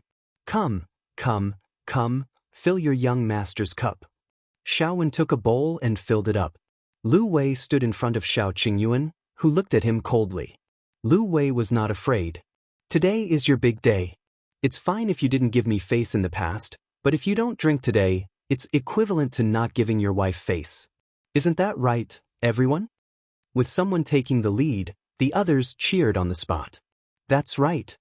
If you find any errors, ads pop up, ads redirect, broken links, non-standard content, etc., please let us know reports so we can fix it as soon as possible. Chapter 12:19 He didn't dare to try. Xiao Qingyuan glanced at the bowl of wine and looked at Lu Wei meaningfully. You won't regret it? I won't regret it. Lu Wei shook his head. Although he was anxious, it didn't matter. It was worth it even if Xiao Qingyuan got even with him later. Xiao Qingyuan nodded, took the bowl of wine, and drank it. Good. The crowd cheered. Lu Wei laughed out loud and got Xiaowen to fill it up again. Dai Wenhua, who was at the side, looked at the bowl of wine thoughtfully. He paused and suddenly sniffed the jar of wine when Xiaowen was not paying attention. Xiaowen was shocked and immediately took 2 steps back. Then, he looked at Dai Wenhua with a dry smile and pretended that nothing had happened. Dai Wenhua smiled. Yes, it smelled like alcohol, but it was very faint. There were other smells mixed in. He thought of Xiao Qingyuan's identity as a medical expert and immediately understood. After he drank the second bowl of wine, Dai Wenhua leaned towards Xiao Qingyuan under Xiao Wen's apprehensive gaze and whispered, "You can't do that. This isn't wine, right?" Xiao Qingyuan glanced at him from the corner of his eye. He didn't feel guilty or flustered at all after being exposed. He also said softly, "I rarely drink. My alcohol tolerance is too low, and I get drunk easily. If I get drunk, wouldn't it be bad if I spout nonsense and say something I shouldn't say?" Dai Wenhua was speechless. This was a threat. That's right. Xiao Qingyuan knew many secrets, such as the Tao family's matter, the Zhang family's matter, and his and Qin Wenzheng's motive for entering the deep mountains. If these were to be spread, the consequences would be unimaginable. All their efforts would be in vain. Dai Wenhua couldn't help but grind his teeth. He didn't believe that Xiao Qingyuan's alcohol tolerance was bad, but he didn't dare to take chances. After taking a deep breath, Dai Wenhua smiled again. "That's good. You have the foresight. Thank you for the compliment." Xiao Qingyuan nodded and drank the third bowl of wine. Dai Wenhua found it strange that this thing could make people blush after drinking it. It was amazing. Lu Wei didn't notice anything wrong at all. Xiao Wu was pouring wine for the other guests, so his jar of wine was naturally real. There were a lot of people and it was noisy. In the bridal chamber, Gu Yundong could hear Lu Wei's loud voice. She was holding a bowl of boiled eggs with brown sugar. Dong Xiulan had brought it to her just now. There were only her, Dong Xiulan, and Tong Shuitao in the room. Gu Yundong ate very slowly. There were too many things on her head and they were very heavy. She wanted to take them down, but Dong Xiulan stopped her. "Take your time. Eat some rice to fill your stomach after you're done. I don't know when the commotion outside will end." "Thank you, Auntie." "What are you thanking me for?" Dong Xiulan looked at her lovingly. "It's my greatest wish to see you and Qingyun get married and grow old hand in hand." As she spoke, she was a little sad. "In the past, I was always worried that Qingyun would be alone for the rest of his life. He would grow old alone and not even have a companion. Until he met you. You didn't care about his bad reputation or his unlikable personality. You accompanied him to open a shop and build a house. I was so happy to see the two of you getting together." She patted Gu Yundong's hand. "Don't worry. I know Qingyun. He's a good child.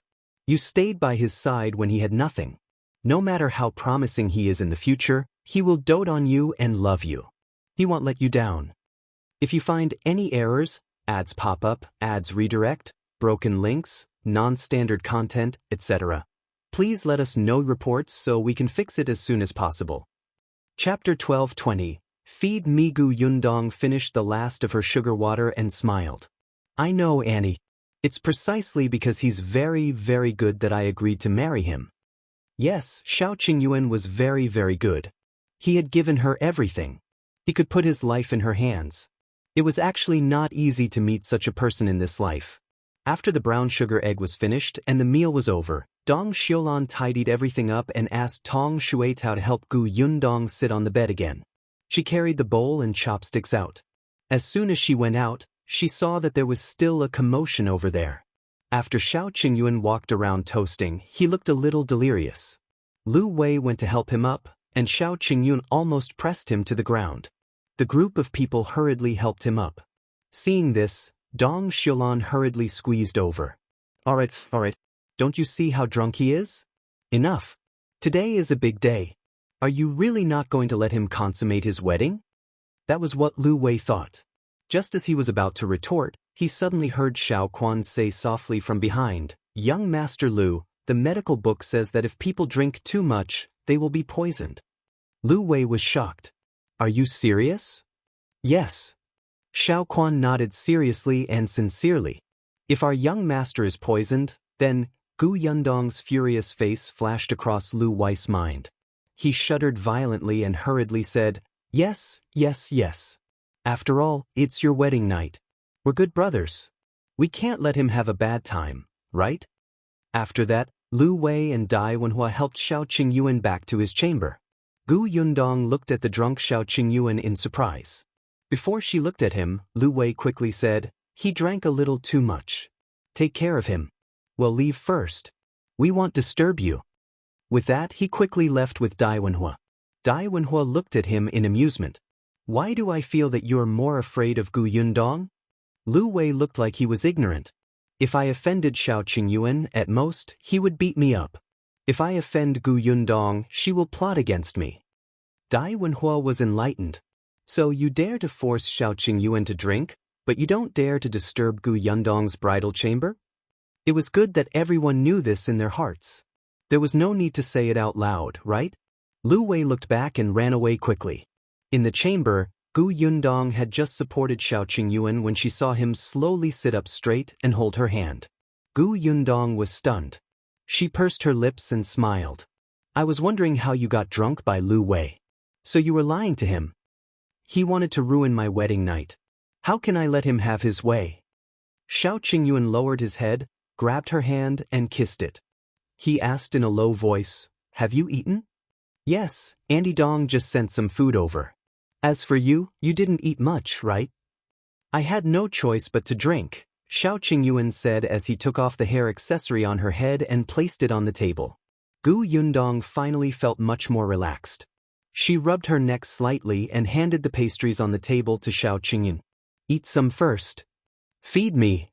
Gu Yundong blushed. However, she fed him the pastries in the end. Xiao Qingyuan looked at her as he ate. "It's delicious." "Then eat more."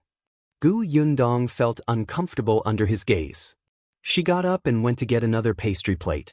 If you find any errors, ads pop up, ads redirect, broken links, non-standard content, etc., please let us know reports so we can fix it as soon as possible. Chapter 12:21. Wedding night. Unexpectedly, just as he stood up, his hand was grabbed and his body was gently pulled back. Gu Yundong was caught off guard and took 2 steps back before sitting on Xiao Qingyuan. A pair of hands appeared at her waist. Before Gu Yundong could react, she was pressed onto the bed. She could hear his hot and rapid breathing. "But I want to eat you." Gu Yundong turned her head slightly and a shadow fell on top of her. She felt a warm touch on her lips. Gu Yundong did not know when Xiao Qingyuan stopped. In a daze, she seemed to hear him call for water. Then, she fell asleep again. She seemed to have woken up several times. Every time, she was in his arms and he hugged her tightly. At dawn, Xiao Qingyuan opened his eyes. Even though he did not sleep much that night, when he woke up, he was still in high spirits and extremely satisfied. Looking at his wife sleeping soundly in his arms, Xiao Qingyuan couldn't suppress the smile on his face. He couldn't help but hug her tighter until she moaned softly before he let go. He hugged her for a while more before planting a kiss on her forehead. Then, he slowly let go of her and got out of bed silently. The sky was already bright outside. The entire courtyard of the Xiao family was quiet. Last night, before everyone left, they must have cleaned up. The tables were very neatly placed. Xiao Qingyuan put on a shirt and went straight to the kitchen. There was no one in the Xiao family today. Whether it was Xiao Wen and the others or Auntie Lu, they all went to the Gu family to rest. There were only him and Gu Yundong in the entire Xiao house. This was what Xiao Qingyuan had specially instructed. It was the first day of their marriage, and he did not want anyone to disturb them. There were still leftovers from yesterday in the kitchen. Xiao Qingyuan's culinary skills were not good, but he had also learned from Auntie Lu recently. One could get too occupied when cooking and burn half the kitchen down. But what about using a casserole? As a medicinal herb merchant and a doctor, Xiao Qingyuan knew how to brew medicine. Therefore, he directly placed the casserole over the charcoal fire, and it was immediately convenient. On the first day of their marriage, he wanted to cook a pot of porridge for his wife. In the past, she had always made delicious food for him. Now, he wanted her to enjoy it. Xiao Qingyuan lit the fire, washed the rice, and added water. When the clay pot began to bubble, his tense body finally relaxed. The porridge was mixed with mushrooms, lean meat, yams, and other things. Xiao Qingyuan felt that it was quite fragrant and took a bite. Only then did he bring a big porcelain bowl over and pour the porridge in. Then, she placed it on the tray and carefully carried it into the room. Gu Yundong was still sleeping. She was so tired that she was curled up in the blanket. Xiao Qingyuan walked to the edge of the bed, took off his shoes, and lay down. He hugged her gently from behind and looked at her face quietly, as if he could never get enough of her. Now, he had a wife and family. When he woke up this morning and saw her lying beside him, Xiao Qingyuan felt unprecedented satisfaction. The body in his arms moved. Seeing that it was about time and the porridge was already cool, Xiao Qingyuan lowered his head and kissed her. He said softly, "Get up and eat something first. Your stomach is starting to growl, okay?" Gu Yundong opened her eyes slightly, still in a daze. Xiao Qingyuan couldn't help but kiss her again. "I made porridge. Do you want to try it? If you find any errors, ads pop up, ads redirect, broken links, non-standard content, etc., please let us know reports so we can fix it as soon as possible." Chapter 1222. Warm two-person world. Gu Yundong was shocked and immediately sobered up. She blinked in a daze, as if she wanted to confirm if the person in front of him was serious. Xiao Qingyuan was tempted and kissed her again. "Are you getting up?" Gu Yundong nodded. Just as she was about to get up, she realized that she was only wearing her lingerie. She immediately blushed and slid back under the blanket. The crazy thing that happened last night suddenly flashed across her mind. For a moment, she didn't know how to face him. The soreness in her body belatedly surged, making her glare at Xiao Qingyuan unhappily. She had clearly said stop, but he still refused. He was simply a beast. However, Xiao Qingyuan felt as if she was winking at him. He was already a ball of fire when he woke up in the morning, so how could he restrain himself now?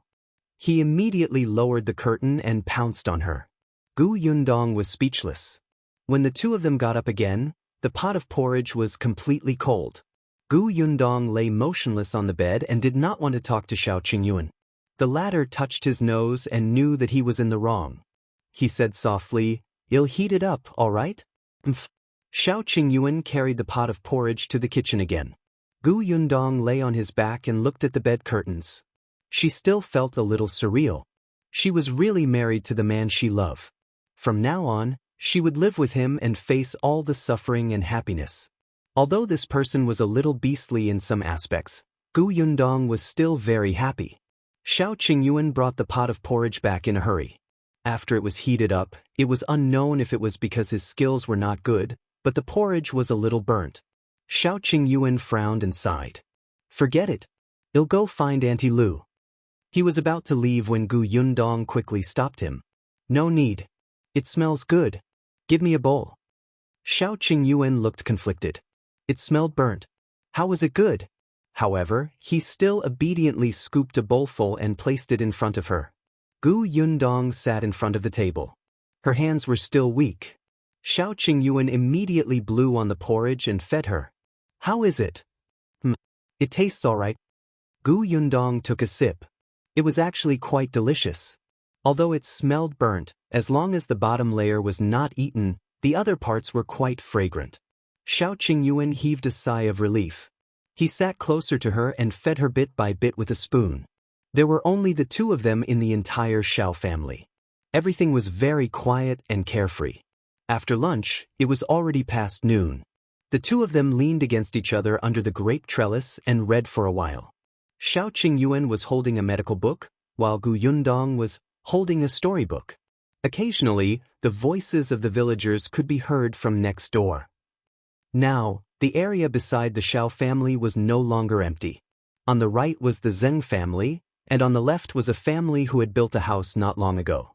At this moment, the woman in this family was scolding her son, who was playing everywhere. Gu Yundong found it interesting and could not help but narrow her eyes. Xiao Qingyuan lowered his eyes and kissed the corner of her mouth. The two of them wandered for the entire afternoon. At night, Gu Yundong cooked noodles. Xiao Qingyuan was especially satisfied. At night, he was full of energy and wanted to pull Gu Yundong along. However, on account of her first taste of human affairs and the fact that she was returning home tomorrow, he decided to rest early. The next morning, Gu Yundong was indeed much more energetic. If you find any errors, ads pop up, ads redirect, broken links, non-standard content, etc., please let us know reports so we can fix it as soon as possible. Chapter 12:23. We're going to the capital too. The Xiao family and the Gu family were only a few steps apart, so after the two of them got up and tidied up, they knocked on the Gu family's door not long after. Gu Dajiang and Madame Yang had been waiting for a long time. When they saw Gu Yundong, their eyes couldn't help but sting. Although she had only been married for a day, it was still very uncomfortable to suddenly have one less person in the family. The children, in particular, pulled her along and started chatting. Gu Yundong was dragged away by her younger siblings while Xiao Qingyuan chatted with his father-in-law and the rest. The atmosphere was rather harmonious. Madame Dai, Nye Shuang, and the others had left Fengkai County a day earlier. Lu Wei and the others had also returned to the county. The rest were all family. During lunch, Qin Shu came over. He had gone to the county city to buy things yesterday. Previously, he had been a spy for Qin Wenzheng and had received some rewards. He had money in his hands. He had to make a trip back to Qinan village after buying the gifts. He would leave today. When passing by Yongfu village, he came to Gu Yundong and Xiao Qingyuan to bid farewell. Qin Shu was very reluctant. I'm going to the capital after I'm done with the village chief and the others. From now on, I'll work for Mr. Qin. I don't know when I'll see you guys again. Gu Yundong smiled. We should be able to meet soon. Huh. Qin Shu did not understand. Gu Yundong said, we'll be going to the capital in a few days. Really? Qin Shu was elated. Gu Yundong nodded, but the others looked reluctant. They had already told everyone about their decision to go to the capital. Everyone knew that he was going to the capital to find Xiao Qingyuan's biological parents. This was something that had to be done, so no one stopped them. However, everybody did not know when they would return. Qin Shu received the news he wanted and left happily. There was a carriage waiting at the entrance of the village. The coachman was Qin Wenzheng's man who specially sent him back. After Gu Yundong sent him off, she returned to prepare for her trip to the capital. The main reason was that there were many things to do at home, especially in the industry. For this reason, Gu Yundong specially called the few people in charge for a meeting. The location was Xiao Qingyuan's house. The workshop was now on the right track, and Gu Yundong had given Tong in full authority. In addition to him, there were 4 other junior managers. One of them was Zheng Hu. From white sugar to canned fruits to sweets, they each had their own areas of responsibility. Everything was in order. Then there was the orchard. Zhao Zhu and his son, Gaoxing, were in charge of the orchard. Gaoxing's original name was Zhao Jingyong, and the father and son were now taking care of the orchard. Now that the orchard was huge, Zhao Zhu had already given Zhao Jingyong a portion of his power.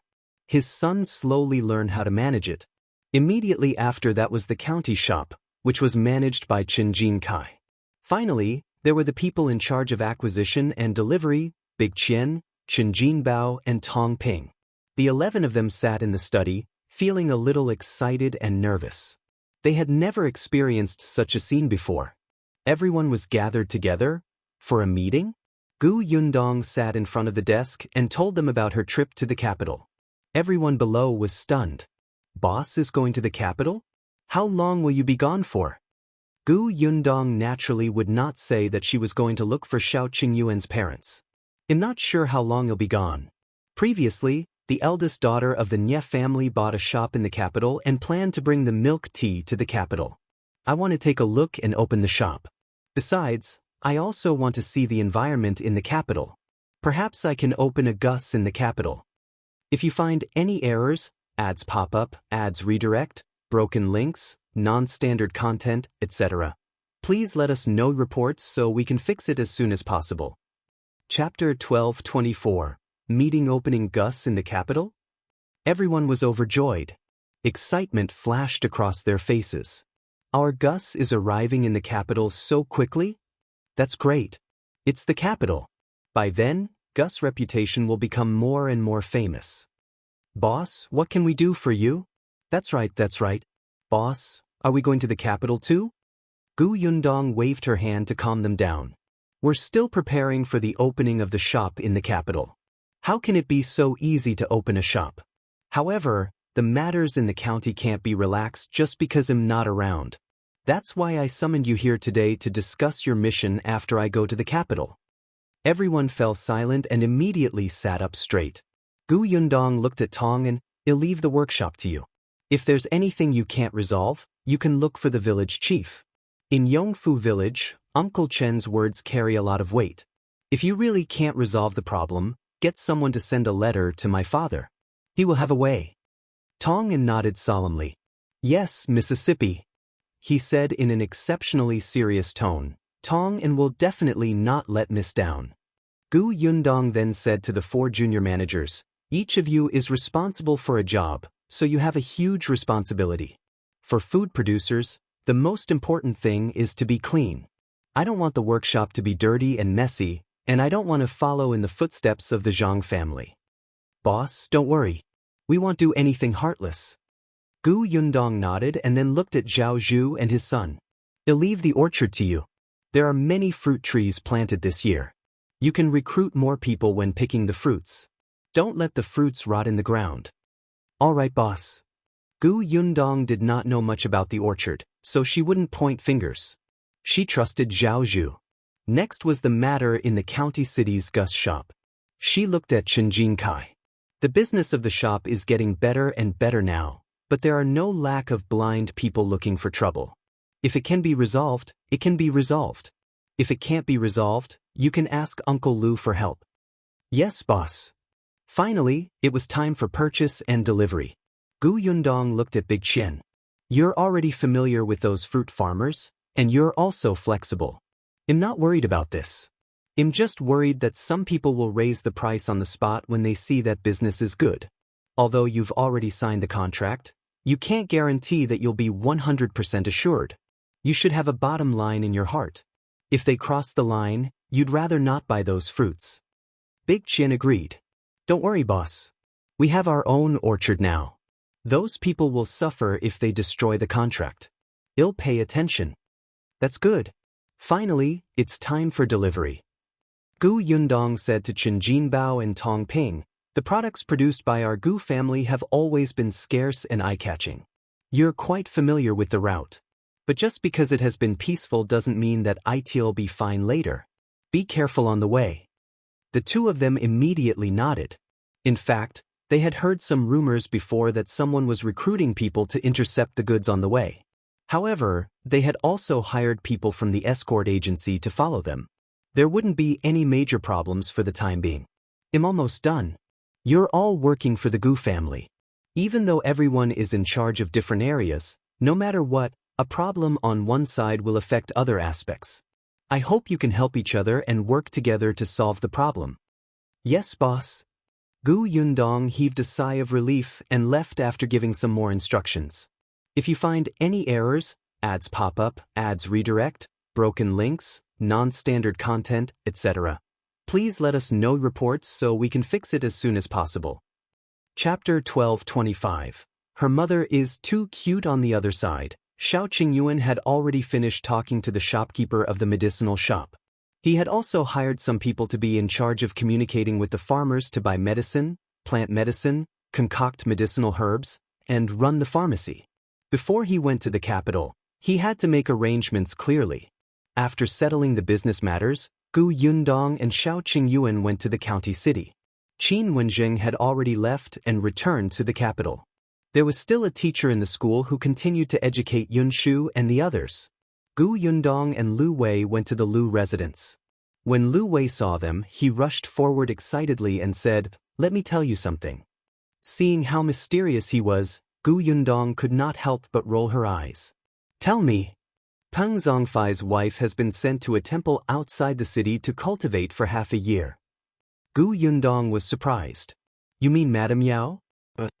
Lu Wei had a look of, "You're pretending to be innocent," on his face. Isn't it all because of you? Gu Yundong frowned. Because of her? The last time she interacted with Madame Yao was on the day of her wedding. As expected, Lu Wei couldn't wait to speak. On the day of your wedding, did that Madame Yao go to look for you? She even threatened you? Xiao Qingyuan raised his eyebrows. Madame Yao went to threaten you? Why didn't he know about this? Gu Yundong waved her hand. It's all right. She's just talking. She doesn't dare to respond to my words. As she spoke, she asked Lu Wei, who said that she threatened me? Oh, your mother. Gu Yundong, that's right. Other than her and Madame Yao, Madame Yang was also in the room.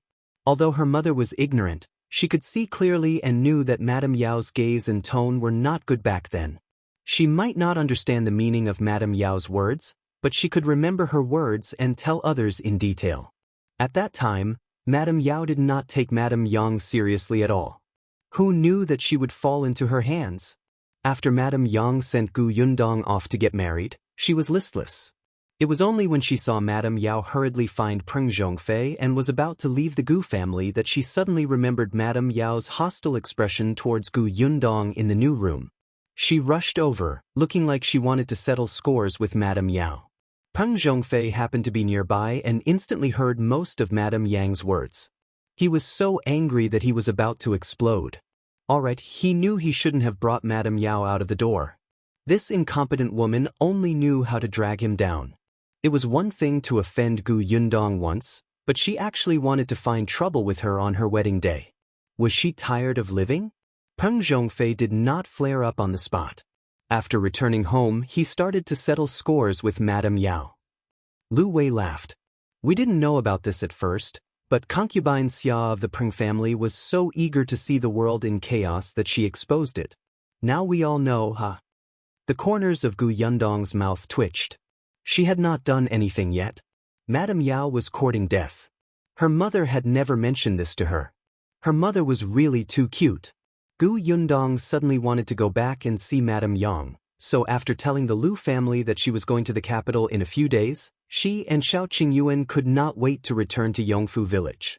They were leaving in a few days. She wanted to go back and spend time with her family. The carriage stopped at the entrance of the Gu residence. Gu Yundong had just alighted from the carriage when she suddenly heard a sound coming from inside. If you find any errors, ads pop up, ads redirect, broken links, non-standard content, etc., please let us know reports so we can fix it as soon as possible. Chapter 1226, Gu Xiaoxi's way out. Gu Yundong was shocked. He exchanged glances with Xiao Qingyuan and hurried in. The voice beside her ear started to become clearer. It was Gu Xiaoxi's voice. The scholar was so angry that he fell back on the spot. He pointed at the woman and said, "You're simply twisting logic. I want to talk to you again. A good man doesn't fight with a woman." After saying that, the scholar hurriedly wanted to leave. Unexpectedly, the woman stretched out her leg. The scholar wasn't careful and tripped on the spot. He fell and was stunned. His face turned red and he cried. Ha ha ha. A burst of laughter rang out. Gu Yundong had already walked to the door of the central room and could see the situation inside clearly. Her uncle stood in the middle of the central room and was telling a story vividly. He was beaming with joy and his hands and feet were waving. As for Xianxia, Madame Yang, eldest aunt, Bian Han, Gu Dajiang, little Kiki, and the others, they surrounded him and applauded. Gu Yundong turned her head helplessly and looked at Xiao Qingyun. I thought something had happened. Gu Dajiang faced the door and was the first to see them. He quickly called them in. You're back? Did everything go smoothly? Everything went well. Gu Yundong walked in and sat beside Madame Yang, holding her hand. Madame Yang was stunned for a moment before she grabbed her hand and smiled until her eyes narrowed. Gu Yundong asked, What are you doing?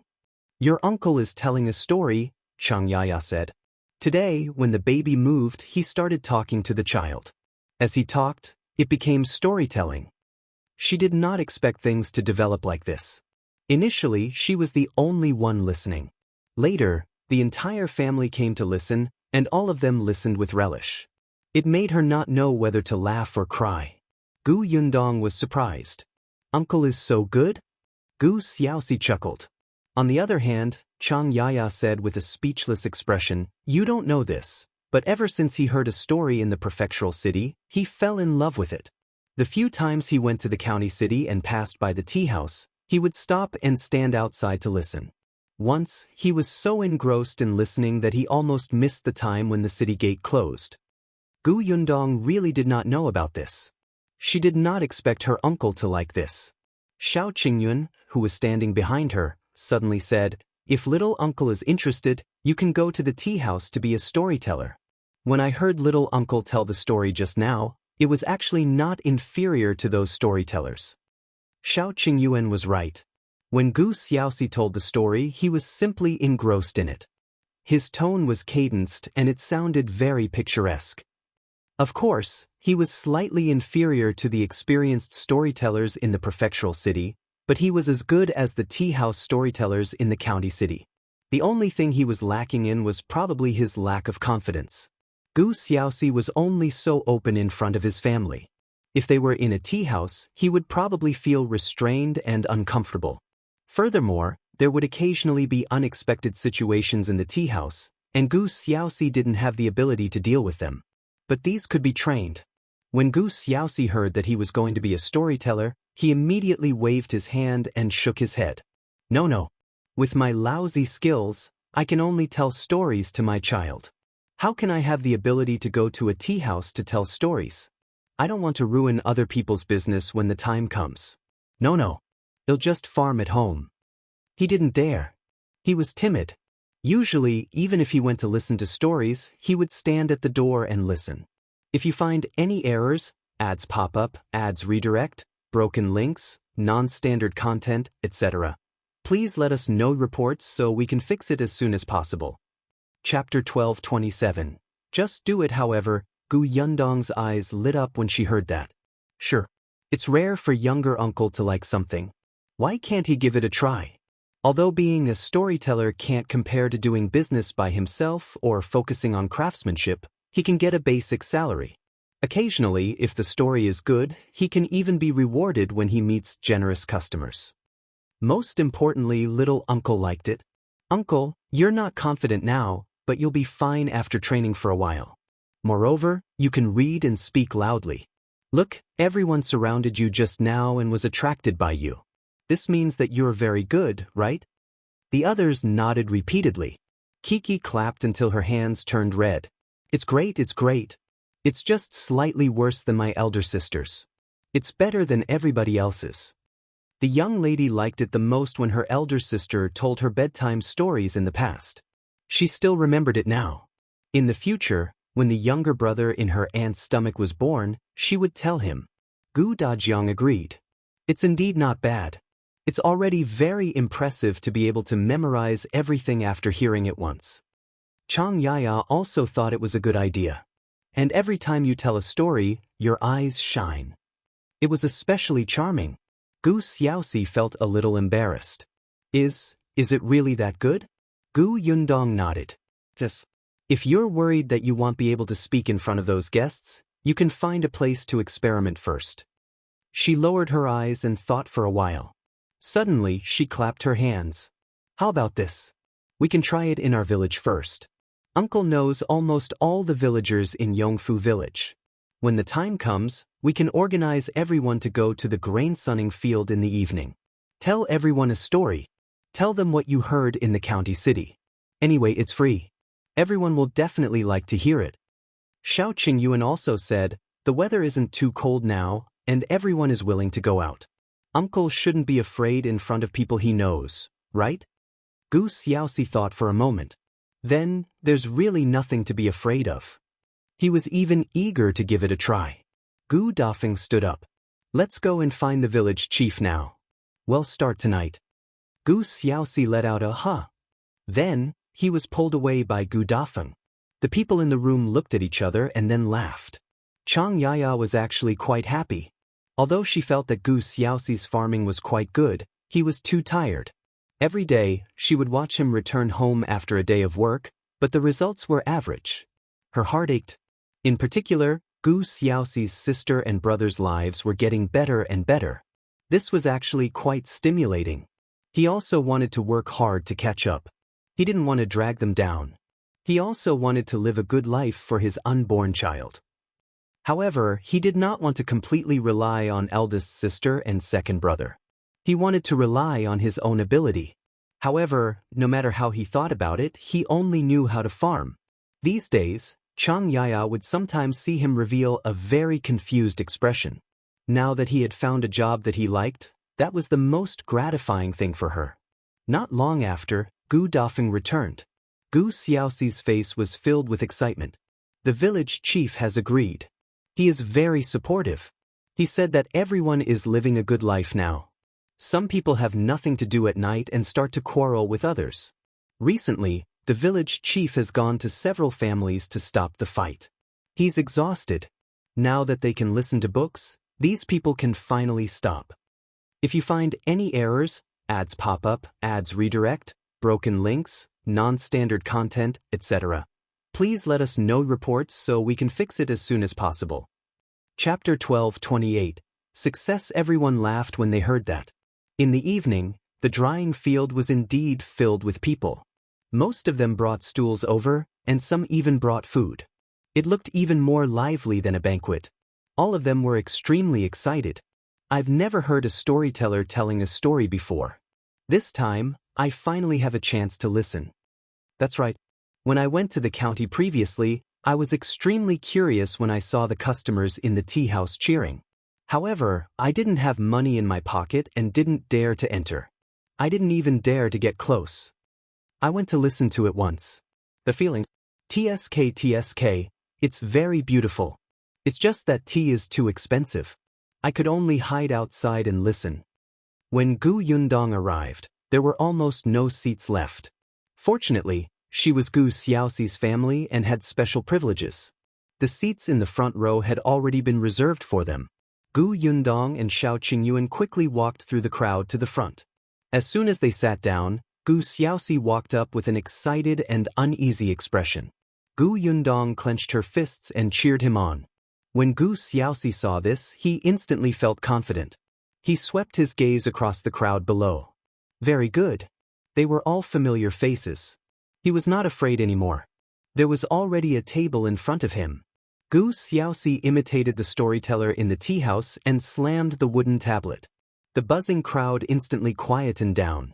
Everyone's gaze was focused on Gu Xiaoxi. Gu Xiaoxi was inexperienced and did not know anything about opening lines. When everyone looked at him, he went straight to the point. In the distant sea, there was a girl called Xiaoyu. Xiaoyu had been well protected since he was young. Her family was harmonious, and her parents doted on her. Until one day, as Gu Yundong listened, she felt that something was wrong. This story sounded familiar. She looked at Kiki, who was sitting in Gu Dajiang's arms and listening with interest. She carried the little girl over. Ha! The little girl's body suddenly rose into the air. She was stunned and quickly turned her head. Seeing that her big sister was carrying her, she was immediately relieved. Gu Yundong held her small hand and asked in a low voice, "Did you tell this story to Uncle?" The little girl nodded. "That's right." Gu Yundong could not help but pinch her little face and shake her head in laughter. This was the bedtime story she told the little girl. It was almost a big adaptation of The Mermaid's Tale. It was mainly because Kiki was a glutton and she looked obedient and pleasant. Gu Yundong was worried that the little girl would be tricked by others with just a little food, so she deliberately made up a story to tell her not to be easily deceived by strangers. She did not expect her uncle to tell such a story today. Actually, this was also good. Now that the conditions in Yongfu village were good, countless people outside wanted to marry the girls in the village. It would be fine if they only liked the girls because of the good conditions, but those people who had ill intentions and directly schemed against other people's assets would use despicable methods to deceive the girls. That would be terrible. Xiaoyu's story was about how Xiaoyu was ignorant of the world and was deceived by a superficial person. In the end, she did not listen to her parents and insisted on being with that person. Not only did she get herself killed, but she also lost her family. The story was a little tragic, but it inexplicably resonated with many people. After Gu Xiaoxi finished speaking, the crowd lingered for a long time. Everyone was busy criticizing the inhumane scum in the story. No one noticed that there were one or two girls in the crowd who lowered their heads slightly, looking a little guilty. If you find any errors, ads pop up, ads redirect, broken links, non-standard content, etc., please let us know reports so we can fix it as soon as possible.